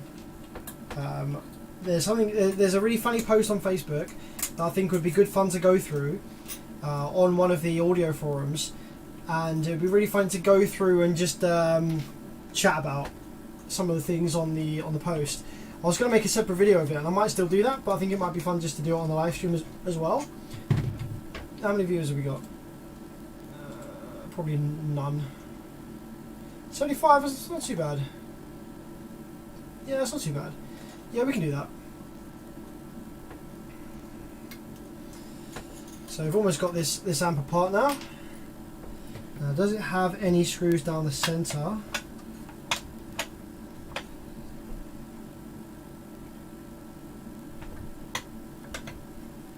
Don't think so. Does it have any board screws? Oh yeah, there's one right there. And there's another one right there as well.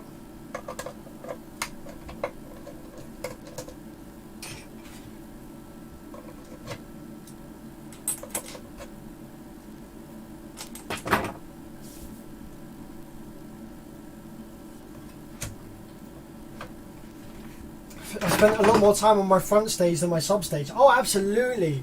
Getting the front stage dialed in is very, very complicated compared to a sub stage. You can spend like years, like as your knowledge improves, you can have the same equipment and year after year it could just get better and better and better sounding to the point where like it's a completely different sounding system to what it was when you started. And you haven't changed anything about the setup. All you've done is just tweak the DSP or like got the time alignment correct or got the EQing correct or the crossovers, you know, the differences in crossovers correct depending on whether you're on axis or off axis. There's so much to change about the front stage and it can completely transform the experience.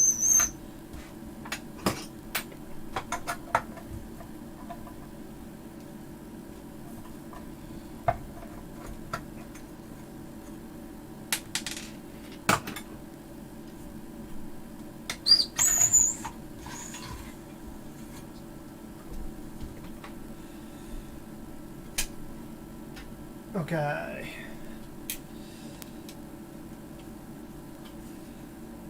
So, let's start off then by, okay. Ooh, we got a bit more damage on this one as well than first met the eye. If we take a look at the back of the PCB here as well, if we zoom in on the rectifiers over here, we can see that we've got more blown trace. Wow, yeah, so there's a trace here that's blown open, and this will be a trace that is for, well, it's actually connecting this rectifier. Hang on a minute, the rectifier's toast, because I can't see why there would be a short. There would be a high current from this to this one.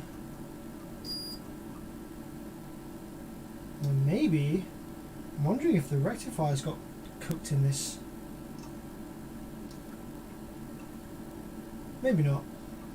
Maybe just drew a lot of current through that that trace there.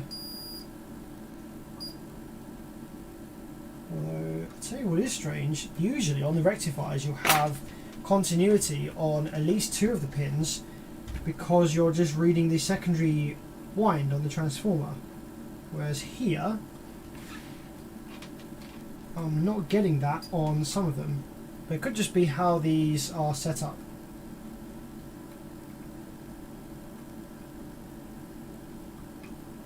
Yeah, that is strange. I'm only getting continuity on these two, so maybe this rectifier is also toasted because I'm not getting any continuity between any of the pins on any of the others. And there is a fused trace here that leads to this rectifier, and the pin that has the fused trace is shorted to the pin next to it. So I'm going to go ahead. Oh, what am I doing? Yeah. These two are shorted, but usually with rectifiers you do read a short when you're reading the legs because you're just reading the secondary one of the transformer.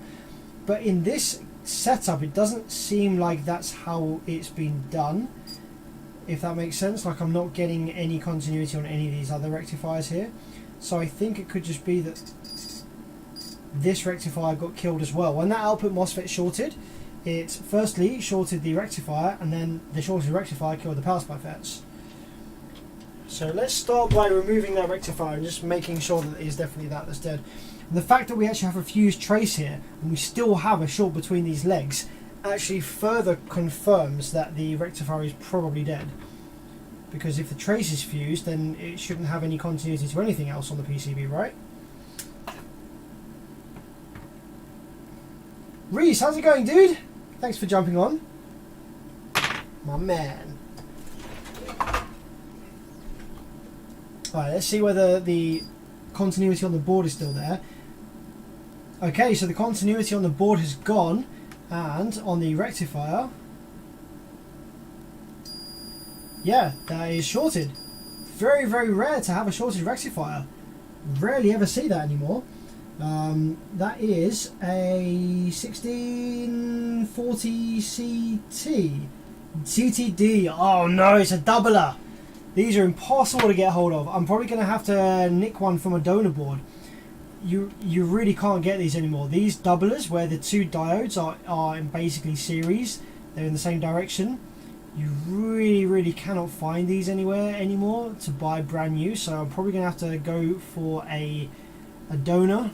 I have some loads and loads of spare amps. Obviously they have all their rectifiers, so probably going to have to steal from a donor on that one. First of all, let's fix this trace.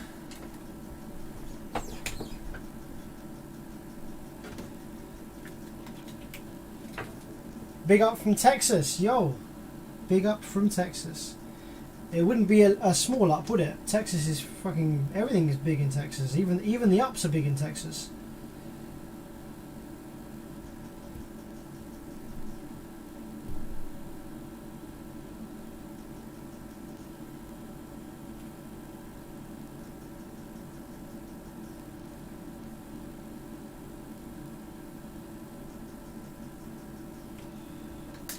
Okay, let's get some more of that solder wick. It's come in handy twice this evening.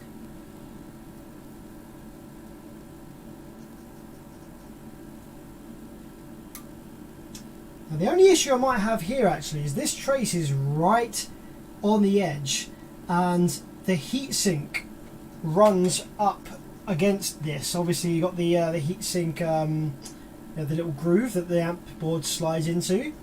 So maybe I won't use my solder wick because it's a bit wide, so it might actually end up touching the heatsink there. So I'm going to use an old component leg that I've trimmed with my tweezers here. Let's just get this and get it as far away from the edge of the board as possible.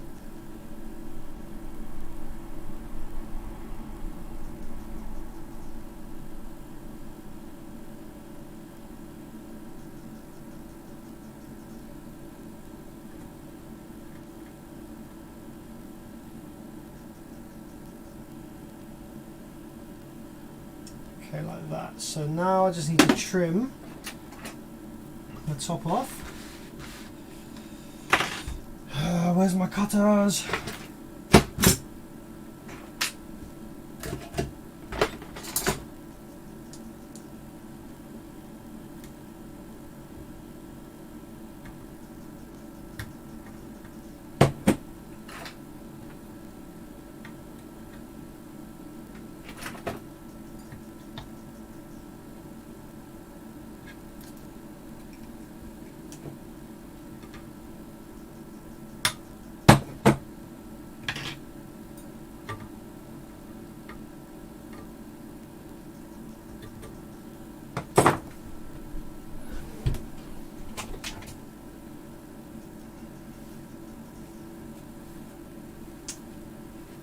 Okay, so I do need to find a replacement rectifier before we can power up the rest of this board. But before we do that, let's just replace all the power supply FETs and gates because that needs doing as well. This is a full rebuild, this one.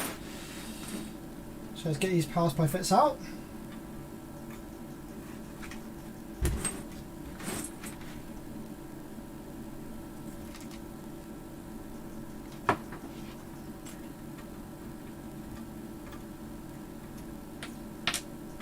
Some of these might be fine. It might only have taken out like half of these FETs, but they'll all have been stressed in the incident, so you might as well just go ahead and replace all of them. We've got loads of spare power supply FETs, so it'd be rude not to.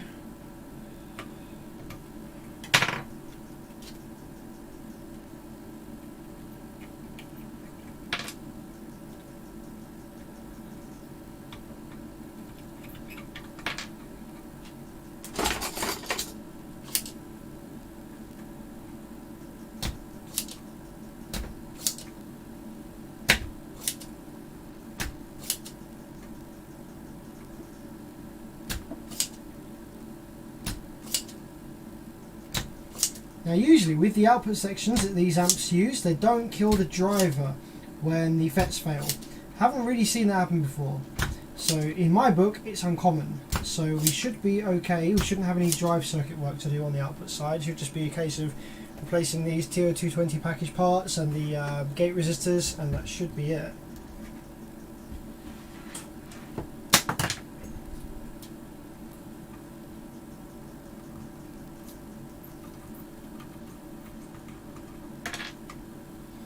These Fets are just falling out. I'm not even having to pull them. Just flood the legs with some fresh solder, and yeah, they just fall straight out.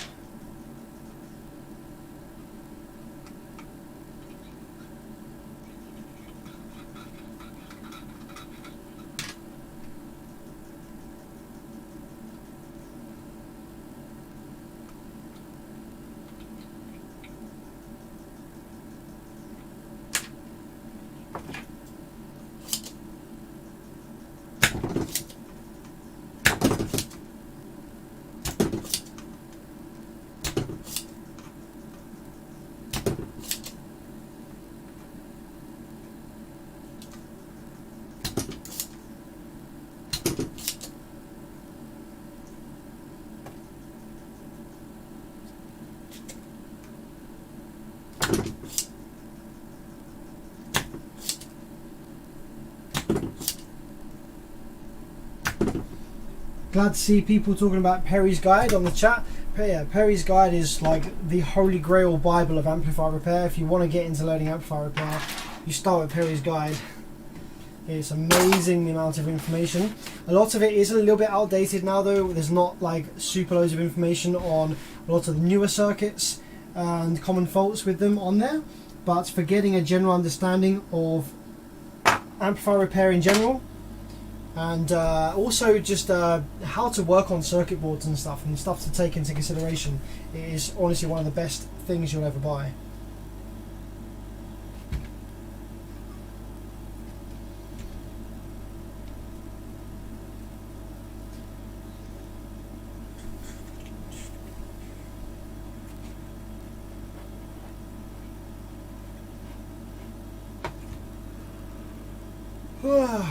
Someone said, Sam, what's your favourite solder sucker tool? I honestly just like these cheap. I just like these cheap manual pump suckers.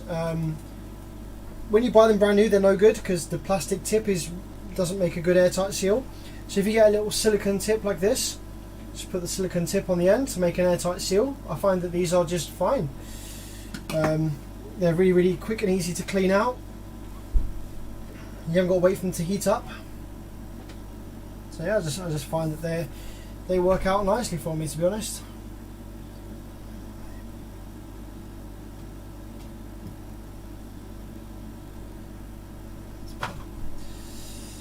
Right, what are we doing now? Gate resistors. So that's all these ones over here.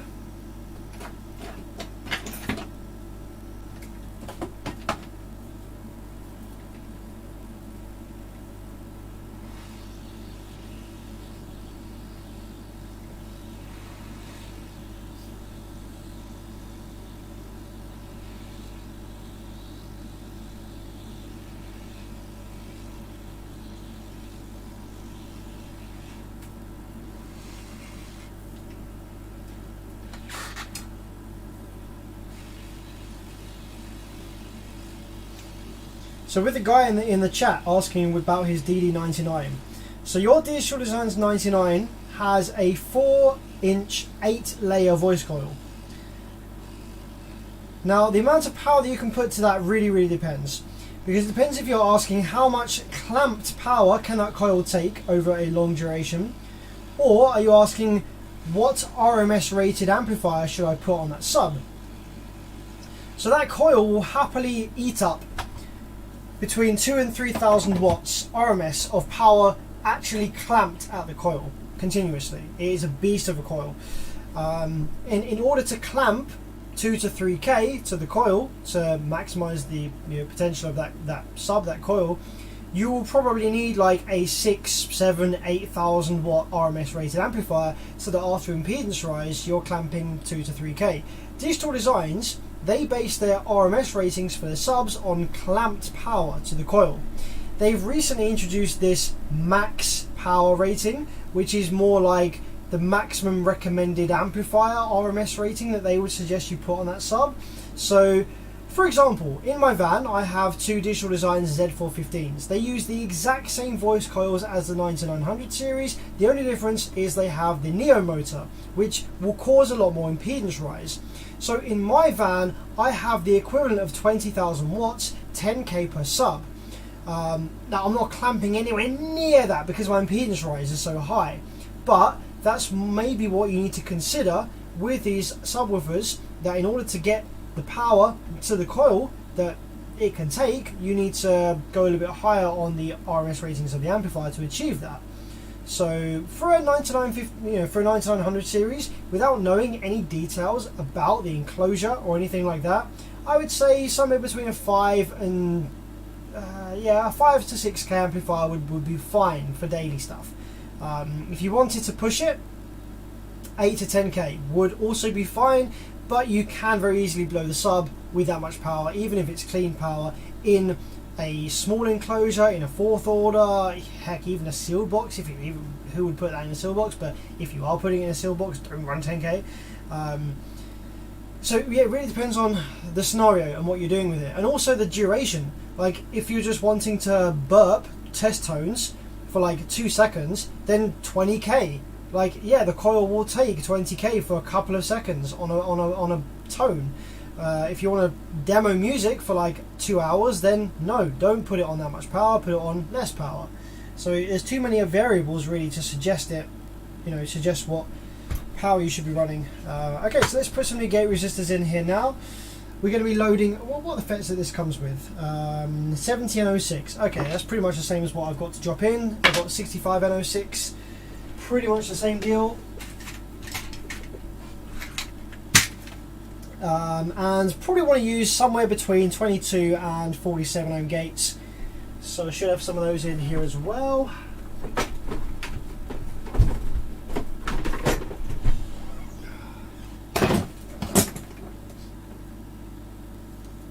Let's have a look. What's this? 4R70. That's not what I want. Don't want 4.7 ohms, even though they probably would be fine. I could use as low as 10 ohms. Yeah, I could drop some 10s in. I think this amplifier came with 22s. Dropping them down to 10 isn't going to change anything about how this amplifier runs, or how the power supply runs, or how efficient it is, or anything like that. Most amplifiers that use the 65 and 06 do run 10 ohms. So I could either run 10s. I don't think I have any 22s for the moment. Like I say, it's not critical in the slightest in this type of application. 4.7, 15. So okay, yeah, in this instance I can either run 10s or I can run some 47s. I'm going to run some 47s. 47s is what you usually run with the 3205, and the 65 and 06 is much easier to drive, and the easier the FET is to drive, the higher the gate resistance you can get away with. And with higher gate resistances, it actually causes the amplifier to have a little bit less EMI coming from the board, which can can affect like your DAB radio signal and all sorts of things like that. And it prevents ringing on the gate traces and spikes on the transformer output. So yeah, running 47s is a nice midpoint, and it'll be absolutely fine with these 65 and 06s.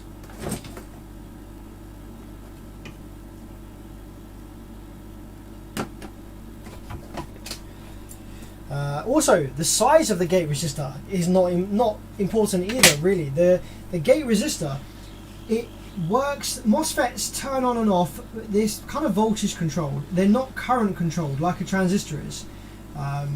So in order to turn the MOSFET on and off, it just needs to see a certain voltage on the gate. So the gate resistor doesn't need to be massive. I actually get a bit confused sometimes. Actually, in this amplifier even, the size of the gate resistors that are used from factory are absolutely massive. I don't know why they fitted these huge gate resistors here.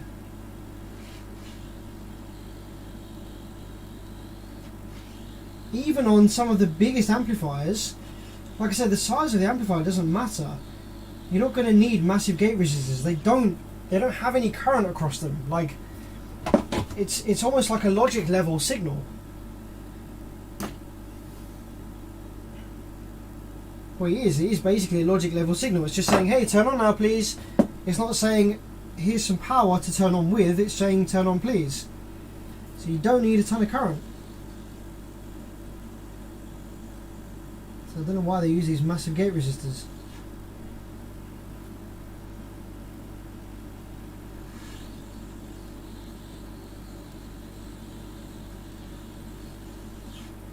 It doesn't even help in the event of a failure either. If the power supply Fets short, then having smaller gate resistors will actually protect your drive circuit better. If you've got massive gate resistors, they're just going to keep pumping that 12 volts back to the drive circuit, then you're going to burn the traces of your drive circuitry. You better just have the gate resistor fuse open ASAP. So the smaller it is, the better really in that regard.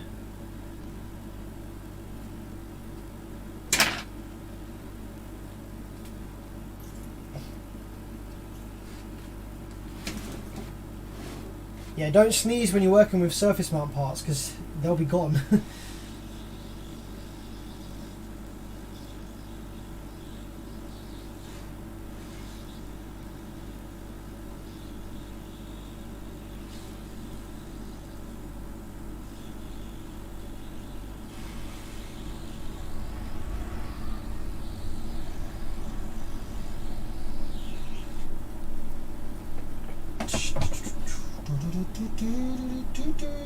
Okay, bit of flux.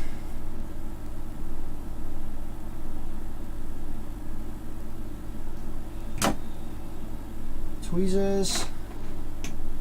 Where the heck are my tweezers, bruv? Screw it, I'm using the black ones.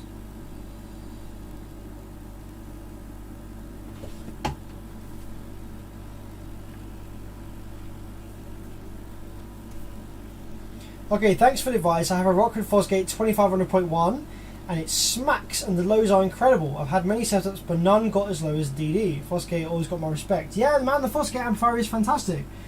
You probably overpaid for it because I would never recommend to anyone to spend the amount of money that Rockford ask for their 2,500 watt amplifier as they do that one.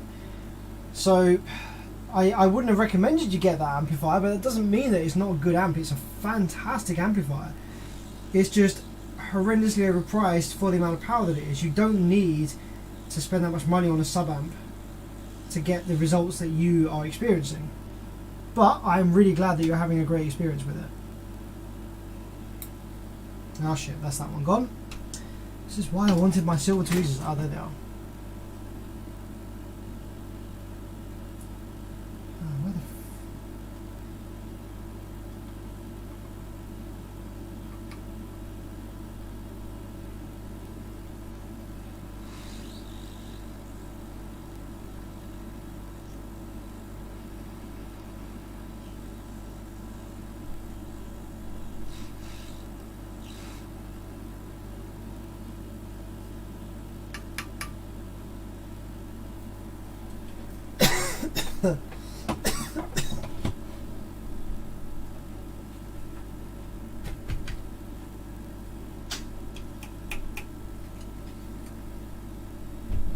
So I think I lost two that have blown off the board somewhere. So let's grab another couple of those 47s.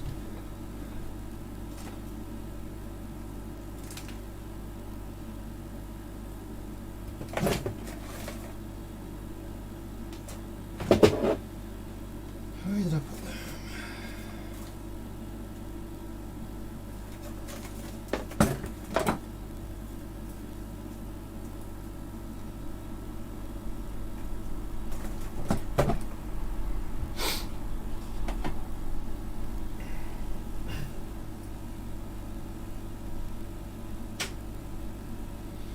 Yeah, the mids and highs amps from Rockford I can understand, because with mids and highs it actually makes a difference on the circuit design quality, you know, the sound quality of the amplifier, whereas a sub is literally just going boom boom 20 hertz to 80 hertz, non-directional, muddy. You know, it's not a transparent driver.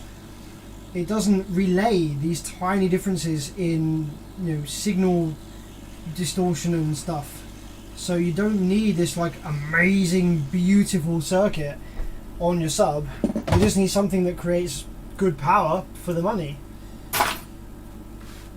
Alright, so that's all the new gate resistors. So yeah, let's drop the Fets in now. I think the Fets actually pretty high up, aren't they? They don't go in very far.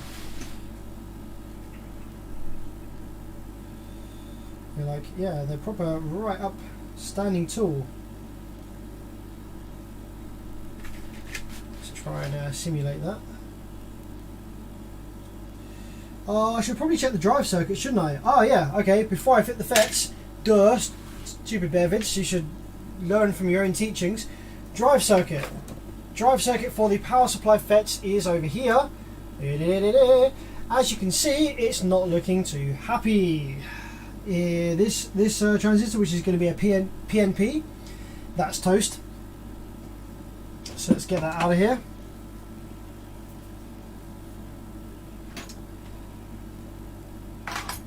I'm just going to replace all these drivers.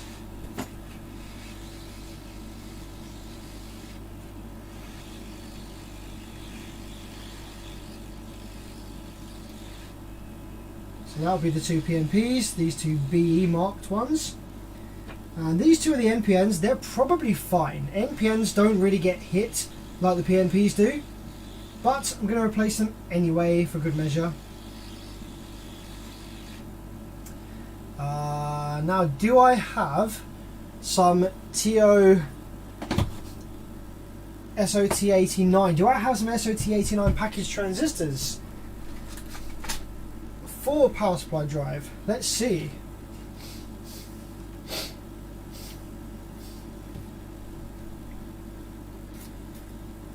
Might have something in here. Okay, what's this?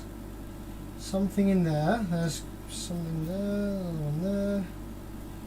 Looks like, because this is my power supply drivers drawer, so probably got some bits in here.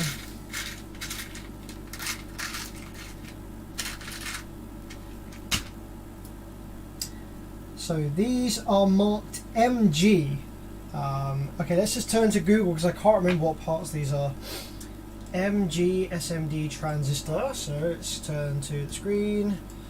MG SMD transistor, and you'll get S manuals, which is the best website for this, I find. I'm looking for the SOT89 package, which it doesn't list. Okay, maybe it's MGU, because it does have a U in the end. MGU. S manuals? No.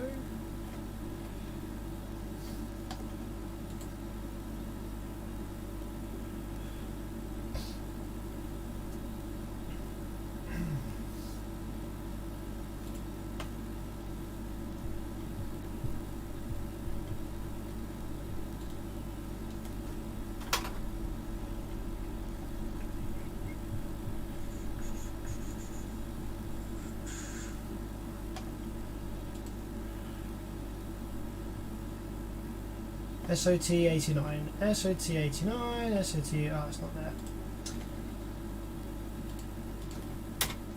SOT89.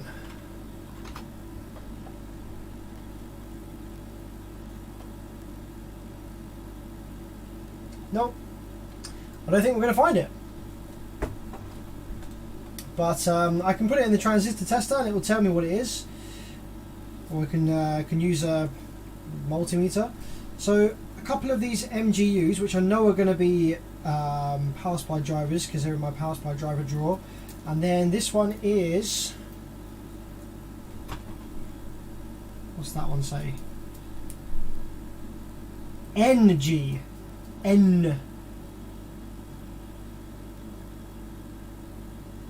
NGD, I think. Yeah, I've used these before in JL audio amplifiers. These MG and NG.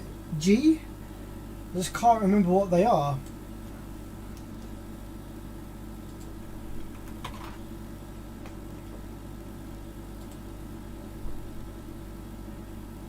SOT89. This is bullshit. Log in to show. No, I'm not going to log in. Shut up, bruv.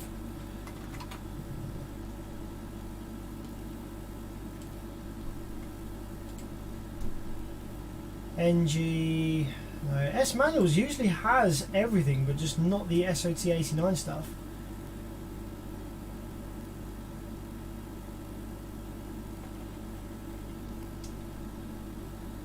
Prolux Electronics says 2SK1588. Let's have a look.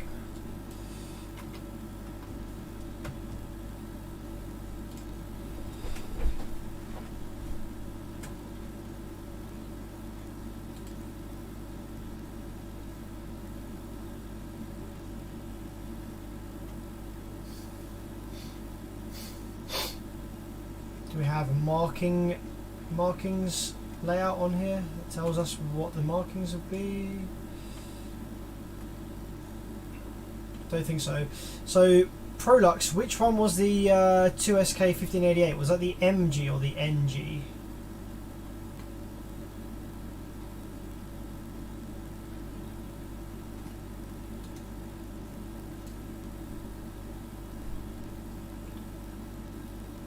No, hang on. This isn't N-channel MOSFET. That's not what I've got here. I don't have a MOSFET. It's just a basic transistor. I might just have to drop it in the tester. I don't think that's what it is. So let's grab the tester right here and let's drop one of these in. See if we can figure out what it is.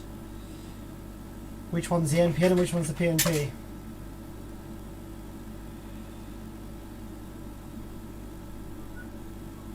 Usually I would actually snap off that leg because usually the board has continuity to that middle leg, but on this one it actually doesn't.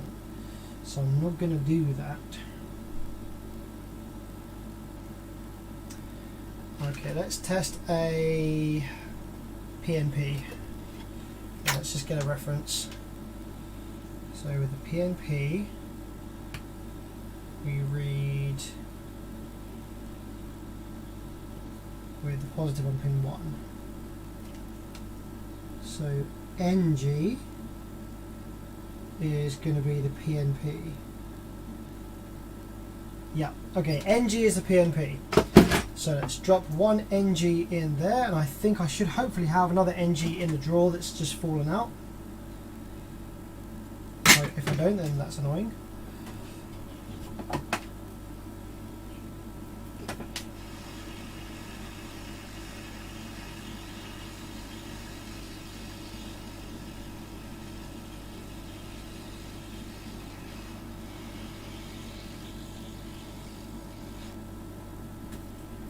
Okay, there should hopefully be another NG in here somewhere.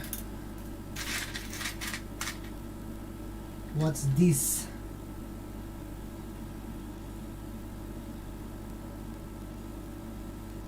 That is, well, that's an MG.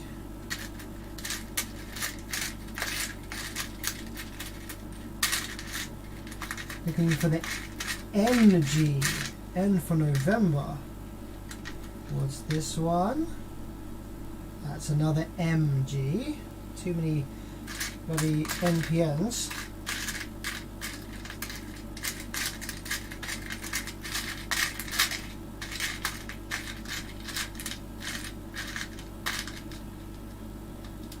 What's this one? Another MG. What the heck? I've got so many MGs and no NGs. I would have bought the same amount at the same time. Another M.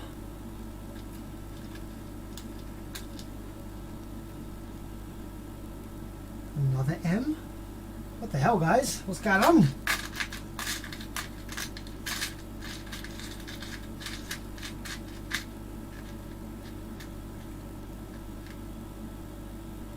Another M.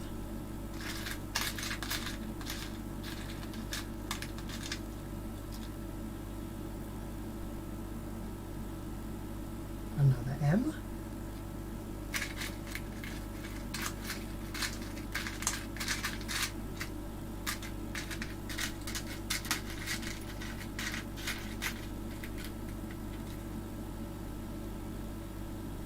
Another M. These are just all gonna be freaking MGs. It doesn't make any sense because I would have bought the same amount of M as I did N. So how have I ended up with all of the M's left and none of the N's?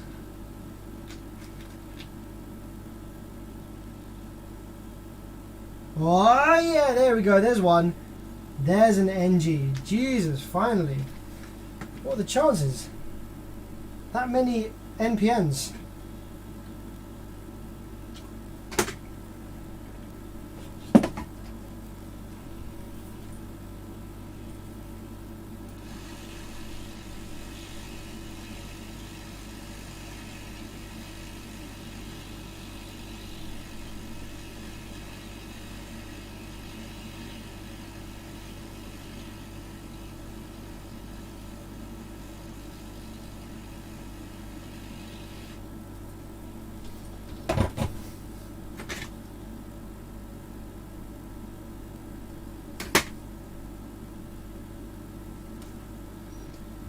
Please don't fly away.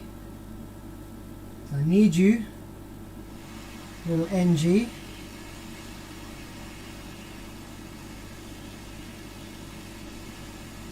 There we go.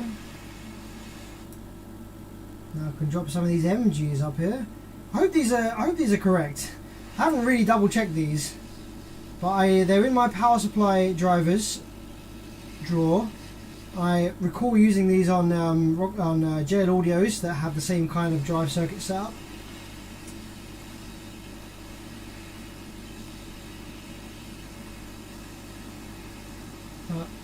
I hope that the pinout's the same. Just kind of winging it right now.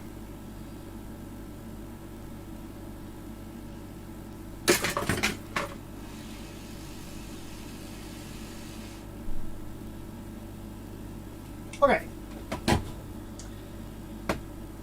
so what do you reckon? Should I actually should I power it up and just check that we have good drive signal there, or should I just drop the Fets in full send and just assume that it's fine? I should probably power it up, shouldn't I? I should probably power it up and just show you, just check that we have drive.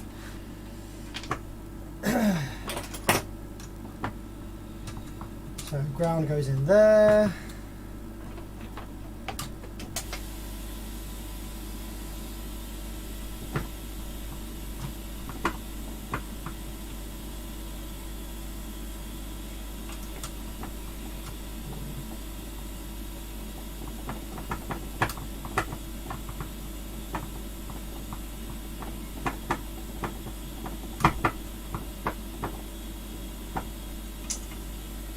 Okay, remote.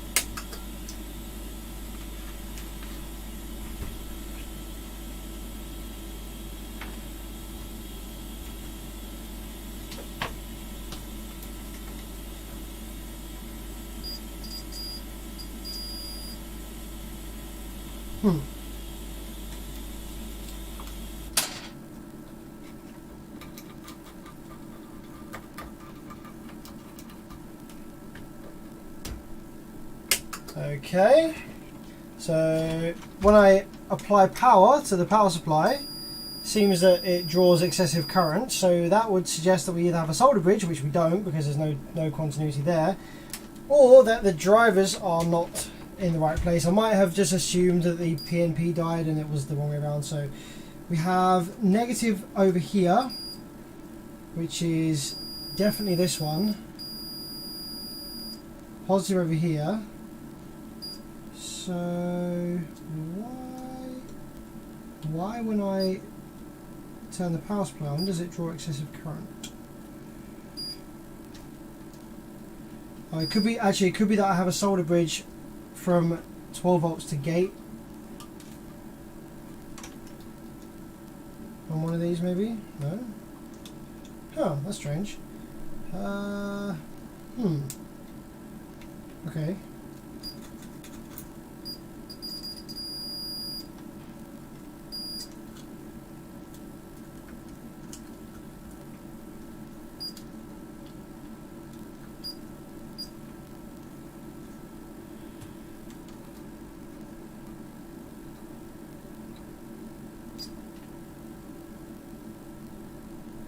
Okay, so why when I apply power do we have excessive current draw? Let's get the thermal imaging camera out and see what's getting hot. I suspect it probably might be these drive transistors. Like, I didn't check what models they are because I couldn't find out what they were. So it could be that they have a different pin out to the originals.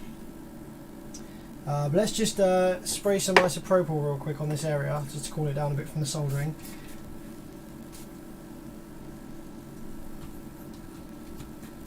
Let's see if we can find out what gets hot when we turn the power supply on.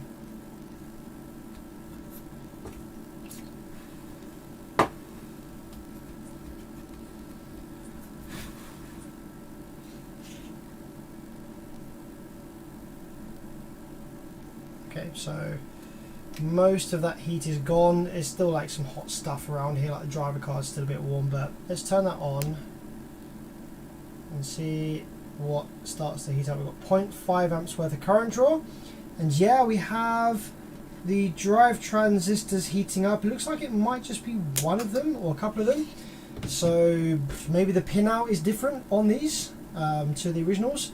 But like I said, I couldn't find them on Google, these MG and NGU transistors, so I'm not sure what they are. But it could be that the pinout is different, although we definitely do have pin 2 with continuity to ground and pin 2 with continuity to 12 volts on the NPN side. So maybe I'll try swapping them around. Maybe I got the PNP and the NPN the wrong way around. Although I don't think so.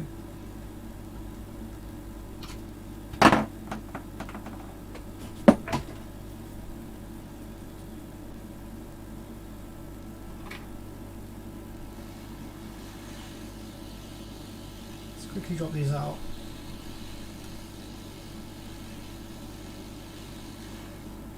One, two, three, four. Okay, so I imagine that the current draw is going to be gone now. Yeah, no current draw. So just to confirm on the board then, we have 12 volts connected to these top two, which is the NPNs.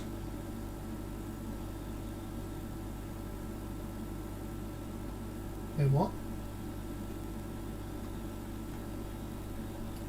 Oh, well, 1 volt going in, that's why I can't see it. So as I was saying, we've got 12 volts connected to up here, these ones. So these are the NPNs, and these ones down here, the PNP is connected to ground. Let's just make sure we haven't got any leaking voltage on any of these pins here. No, no leaking voltage.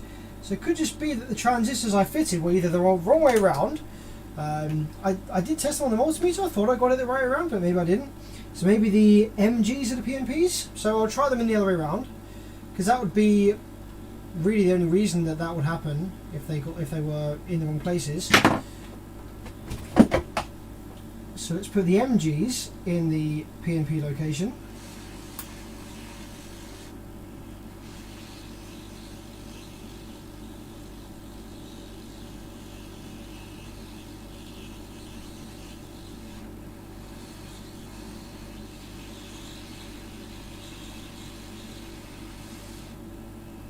And put the NGs in the NPN location.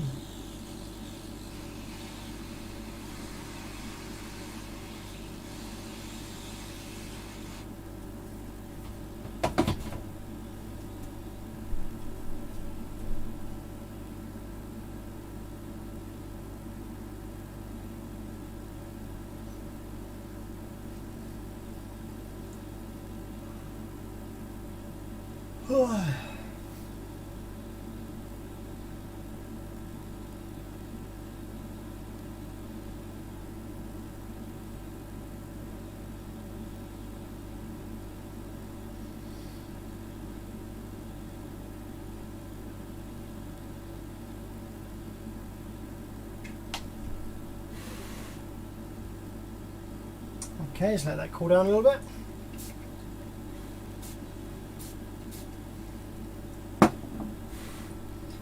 So now then guys, what do you reckon? Is the current draw gone? Or is it still there? Okay, no more current draw, so I guess I just had the transistors backwards. PNP is the NPN location.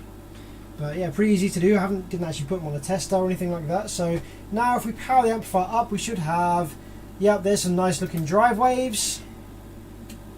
So we got that bank. We want to check that the VRMS is the same across all banks. Very important. So we've got 4.54 on this top bank up here. Zoom out a little bit so you can see. Yep. So very important that the RMS voltage is the same across all banks. 4.54 volts on this first bank. 4.54 volts on the second bank. 4.56. Oh no, 4.54. I think it's just a bit of extra noise, giving a bit of a different reading on the scope here. 4.54, yes, that's fine. And this last bank, 4.54. Cool. So yeah, that's all ready to go. Ready for some new output. Power supply Fets. So let's turn the power supply off and drop some of these bad boys in.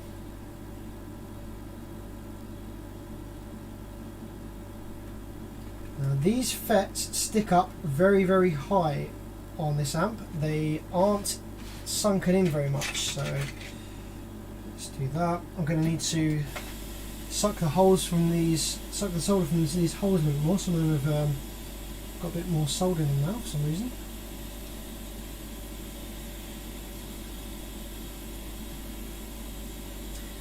Thanks Cameron Jenner for the kind words, man. I appreciate that. Thank you very much. I'm glad it's somewhat entertaining for you.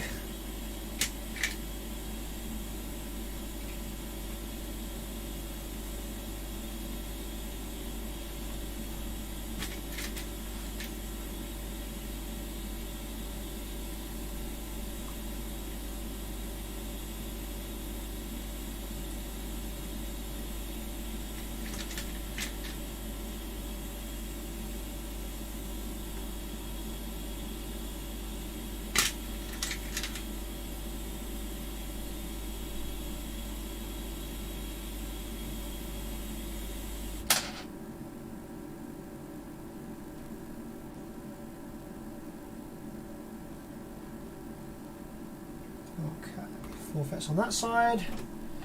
Suck a little bit of extra solder from this hole that seems to have filled itself up. There we go. 1, 2, 3, 4 over that side. 1, 2, 3, 4 over this side. Nice, nice, nice. Let's lock these in place with a little bit of solder to the gate leg on top of the PCB. Stops them falling out when we turn the board over. And the gate trace is on the top of the board anyway, so it just makes sure that we make a solid connection to this top trace for the gate anyway.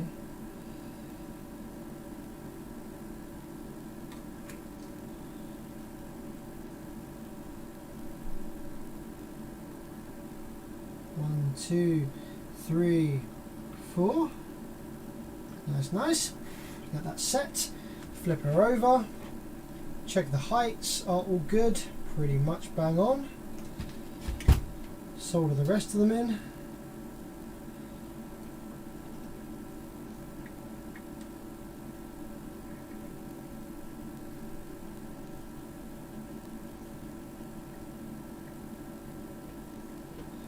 Someone said, do you upgrade for more powerful when they fail? So a lot of people think that fitting more powerful Fets will make the amplifier make more power or make it be more reliable. That's generally not the case.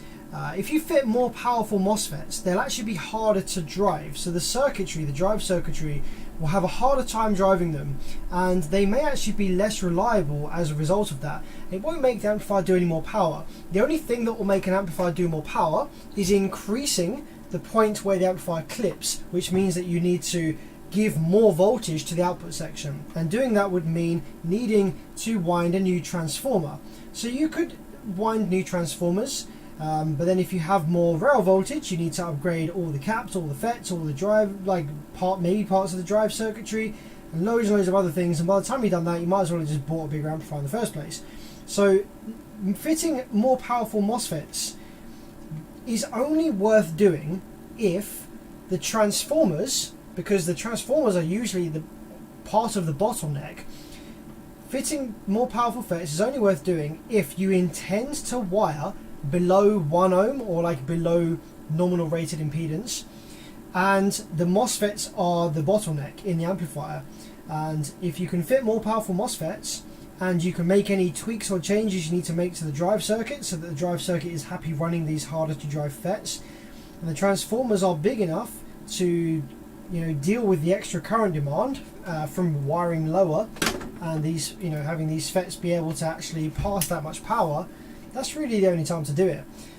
Otherwise, you're just basically making the repair cost twice as much as it should do, because more powerful MOSFETs are very expensive in this day and age. You're looking at like £9 or £10 per MOSFET, and when you've got to fit 32 MOSFETs to your board, all of a sudden you're looking at £320 just on output MOSFETs alone. It's not worth it. You might as well just tell the customer, hey, I'm going to fit original parts. If you want more power, buy a bigger amplifier.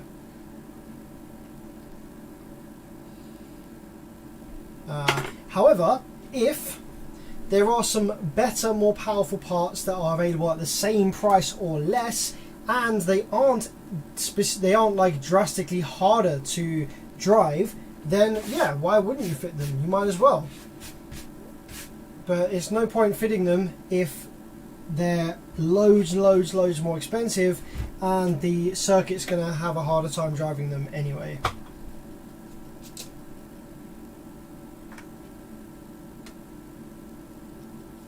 So now the power supply section is repaired. I'm going to suck the solder from the holes from this rectifier that failed, and it's a doubler, so I might have to go searching in the loft for a donor board that has doublers. I might have one spare in the drawer somewhere, but they're very hard to come by now. But yeah, before we do that, we actually do need to remove the dead output MOSFET and replace the pair of Fets for that channel. So that's this one right here. I think that was this one. Whenever I flip the board over, I always get a bit disoriented sometimes. This one here. Okay, cool.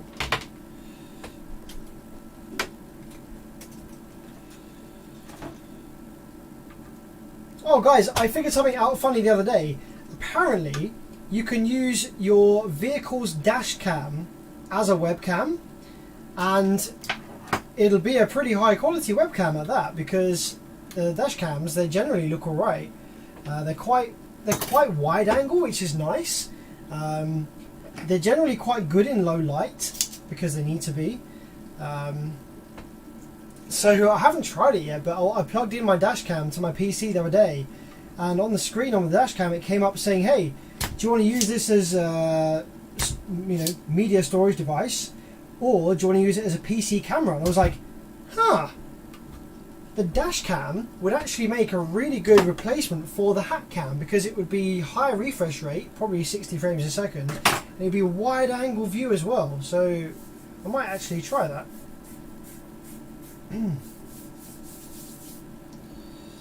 Okay, so that's that Fet removed. Now, what is that Fet? That is a IRF 530N. Jesus, that is a very low power Fet. I was expecting like I don't know, 75N15 or like a 4115 or something like that, but a 530N. Okay. as you do. I suppose this amp's not rated for that much power, but still, a single 530N on the high and low side for, what was it, 130 watts or something per channel?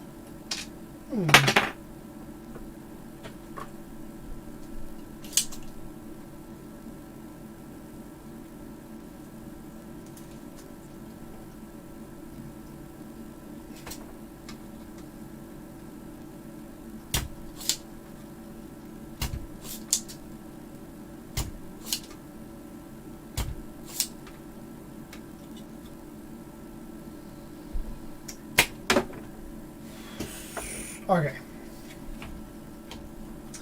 so with those Fets out, let's just check actually some diode mode readings on the multimeter of this channel here. I just want to make sure that it's not wildly different to the one next to it. So the one next to it, we've got 596 and 609, 607. 593, that's close enough. Let's go gate to drain. 13 and climbing. Let's flip the probe, see if we get a different reading with that.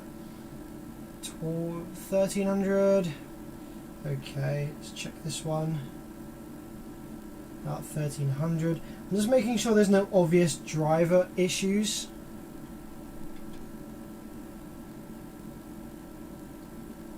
Climbing. Charging a capacitor there. This one, does this one level off? Not really, so I just want to make sure that this one doesn't level off either. 17, 18, nope.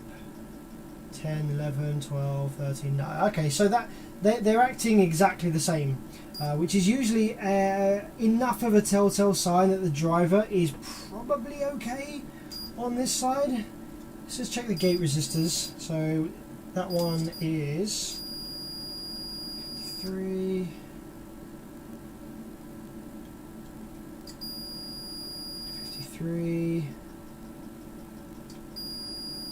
36,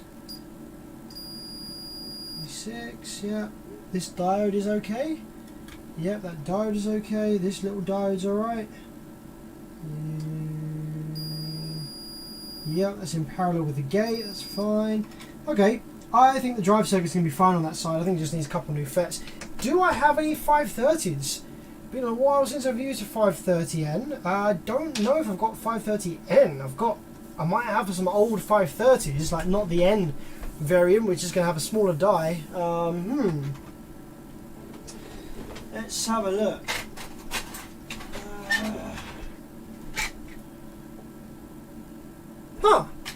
The first draw that I picked out, I got 9 530N. That's the P channel. IRF 530N, IRF 530N. What do you know? The first drawer that I opened has some 530Ns in it. How crazy is that?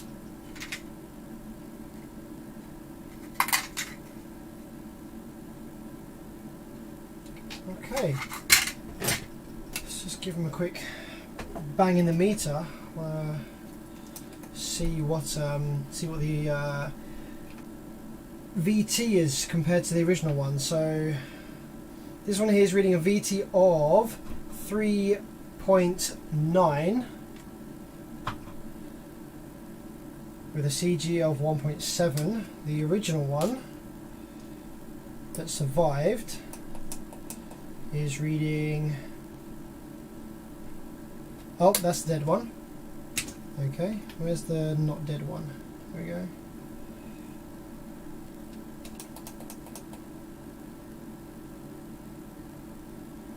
Yeah, pretty close enough. Cool, cool, cool. Loving life. I'll bang them in.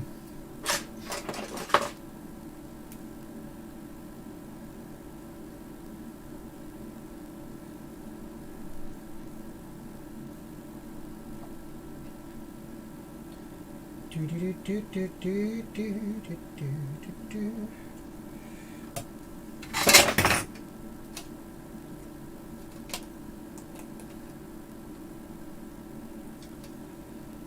that's a 4.0. I think this was a 3.9. Just want to make sure the VT is exactly the same between these two.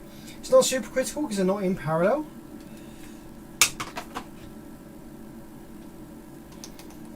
They are one high side, one low side. So yeah, they're not in parallel, so it's not super critical. But it would be nice just for them to be the same.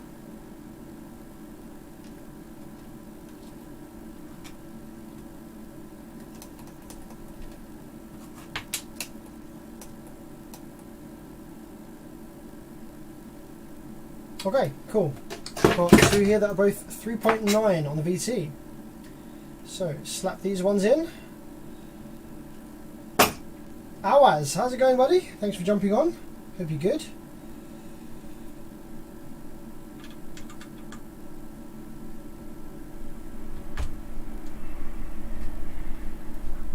Need to suck these holes a little bit better, I think. Don't think I've done a very good job of that.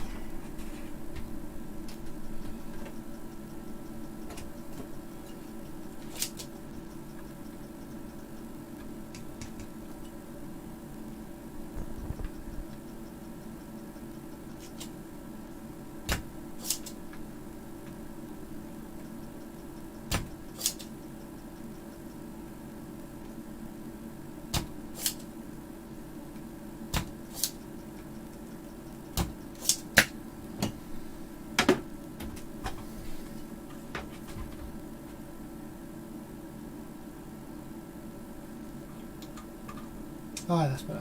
One.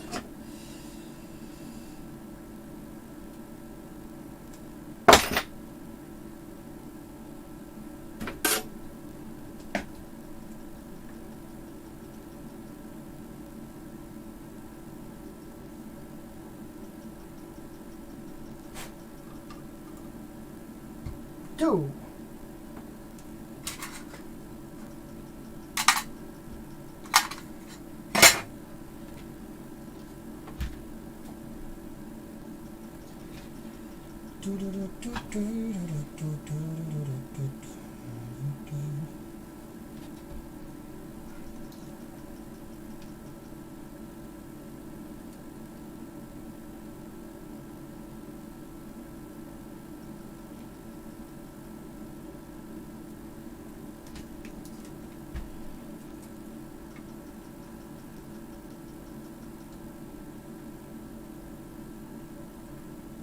So the only thing now that I need is a doubler. A doubler rectifier to get this thing running now. Assuming that the drive circuit is okay, which I think we tested it is. Well, we haven't fully tested it, but we've tested it roughly with the multimeter and it seems alright. So, yes, doubler. Let's see what I've got in my drawers.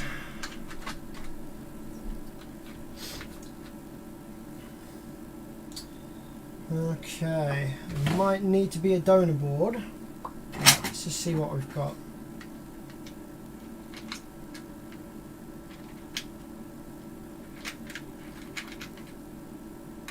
Oh, wait. I think I've got a fake FMU22U. I don't trust this thing, but I could slap it in just now for a quick test, provided it is actually the correct diode orientation. It is the correct diode orientation. I think it's fake. I think it runs hot, but I could slap it in just for a quick test to make sure that the output section works. I might have a salvaged FMU22. Ah, here we go. Oh, well, I've got this thing here that's got a snapped leg from vibration damage. If I rebuild a leg, that'll be fine. For a quick test, I've got an MURF1620, which is a doubler. So that could be a quick test. If I slap a leg on that. What else we got? Oh, here we go. What's this one? This one looks like it might be legit. MUR1620D, that is a doubler. Let's remove the solder from that one.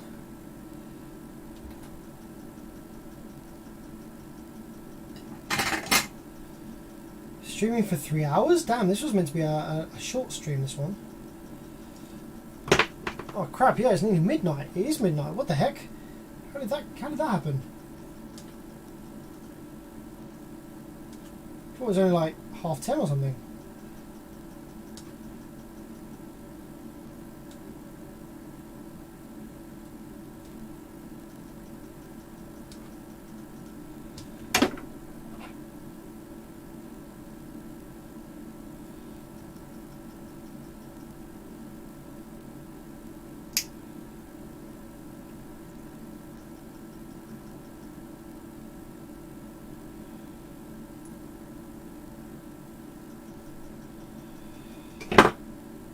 Okay. Let's just see if this part is actually what it's supposed to be. 2 diodes in series, my friend. Yep, there we go. Okay, let's drop that in.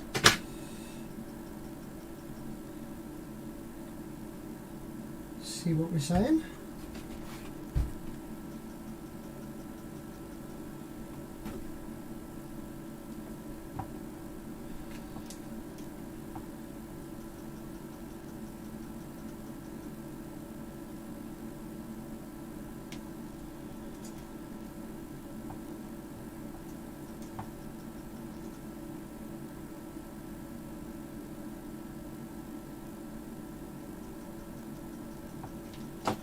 Get the height correct.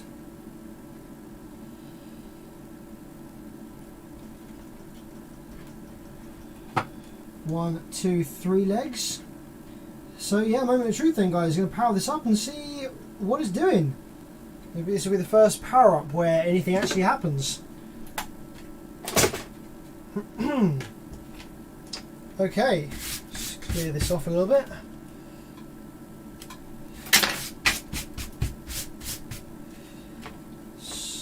Yeah, we have 2 Fets in this side. All the other channels, the Fets were okay, so no issues there. Power supply Fets are all in. All the gate resistors are connected up. No bad diodes. Drivers are in the correct locations now. So yeah, let's power it up and see what it does. 10 volts going in. Power supply Fets.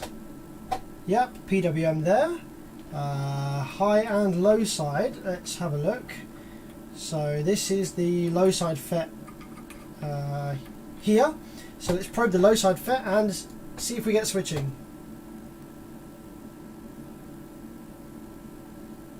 Oh, I haven't really given this thing enough current.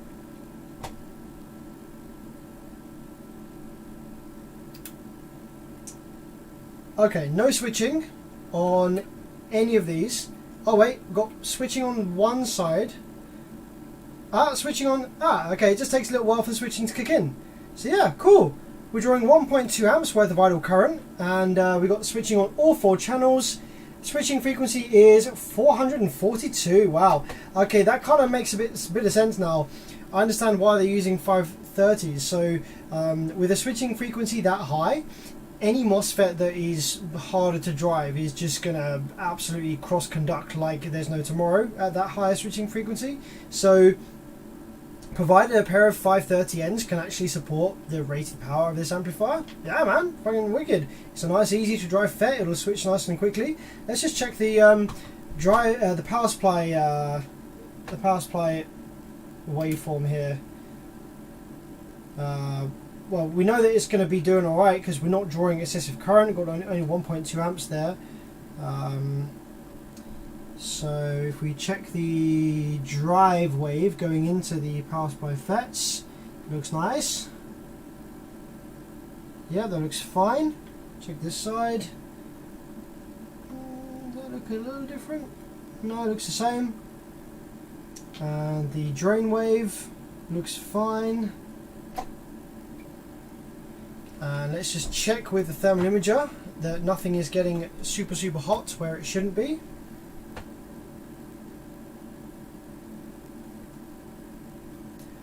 Okay, power supply Fets all staying cold. That's good. Output MOSFETs, yeah, all staying nice and cold. Cool.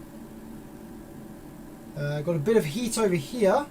which is going to be on the resistors in line with the voltage regulators. That is absolutely a-okay, not a problem at all. Let's just check that this amplifier is also happy at a higher voltage. So we have 10 volts, let's go up to 12 volts, 1.5 amps worth of idle current, and let's go up to 13 volts, 1.6 amps, 14.4 volts, we have 1.6 amps worth of idle, and the drain waves, oh hang on a second, hang on a cheeky moment, the switching frequency is different on this, wait, what the heck? The switching frequency is different on this channel. Okay, we might have some more gremlins to look into then.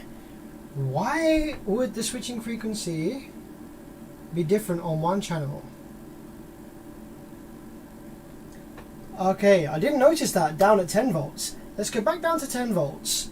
And let's zoom in on the output section here so you can see what I'm doing. So, let's power this board up. So this is the channel that we repaired. The channel that we repaired with 9.8 volts worth of input, when it starts oscillating, here we go, has a switching frequency of 430 kilohertz.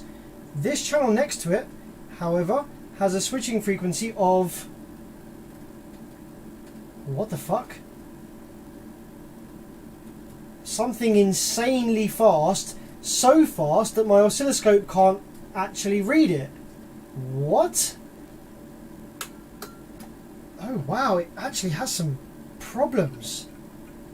This channel that actually wasn't anything to do with the repair is not happy.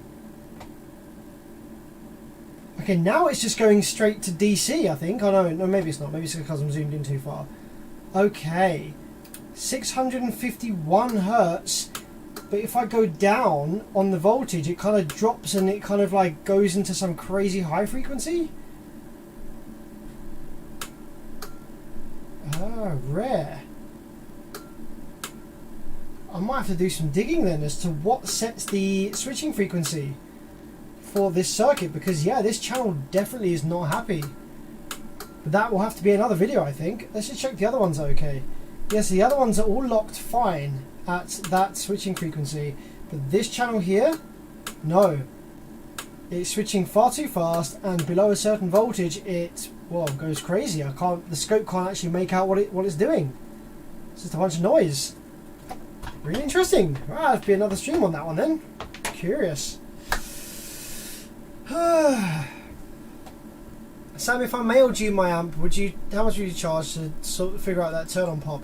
Only if you're in the UK. I can't do stuff that's sent from overseas. It's too much money on shipping, and if there's any warranty issues, then it's too much money on shipping. Again, I can only do work for UK based clients, I'm really sorry, but if you are in the UK, then yes, maybe I can sort that out for you. But yeah, really interesting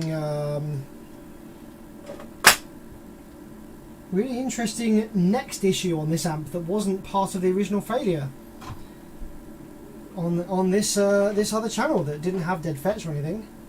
Just doesn't seem happy. I guess the fets could be bad, but I could be like on their way out. Let's power it up again. I'm just going to shift the inductors around a little bit, see if it's anything vibration damage related. No, nothing to do with the driver cards here. Okay. Yeah, that'll be something really interesting to look at next time.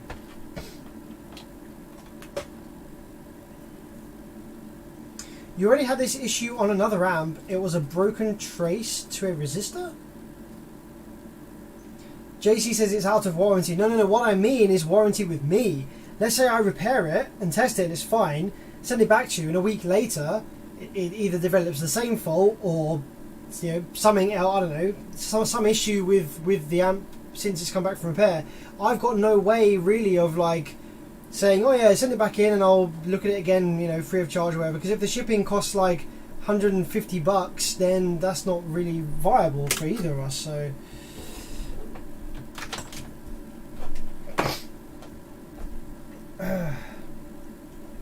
I don't think I've had this exact issue on this exact circuit, but that's going to be a really interesting one for us to look into at a later date. But yeah, guys, hope you enjoyed the stream.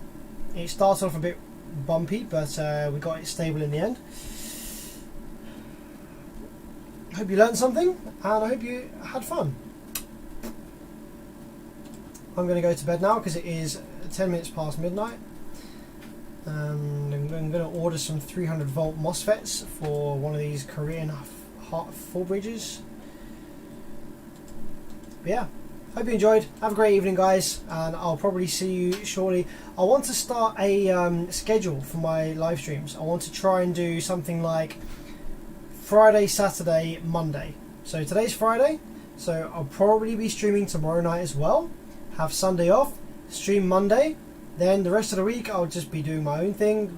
You know, I'll still be repairing stuff, but not streaming. Then yeah, Friday, Saturday, Monday I'll try and make my streaming days. So if you want to stick around for streams, I'll be streaming then. So yeah, take it easy, guys. Have a good one. See you.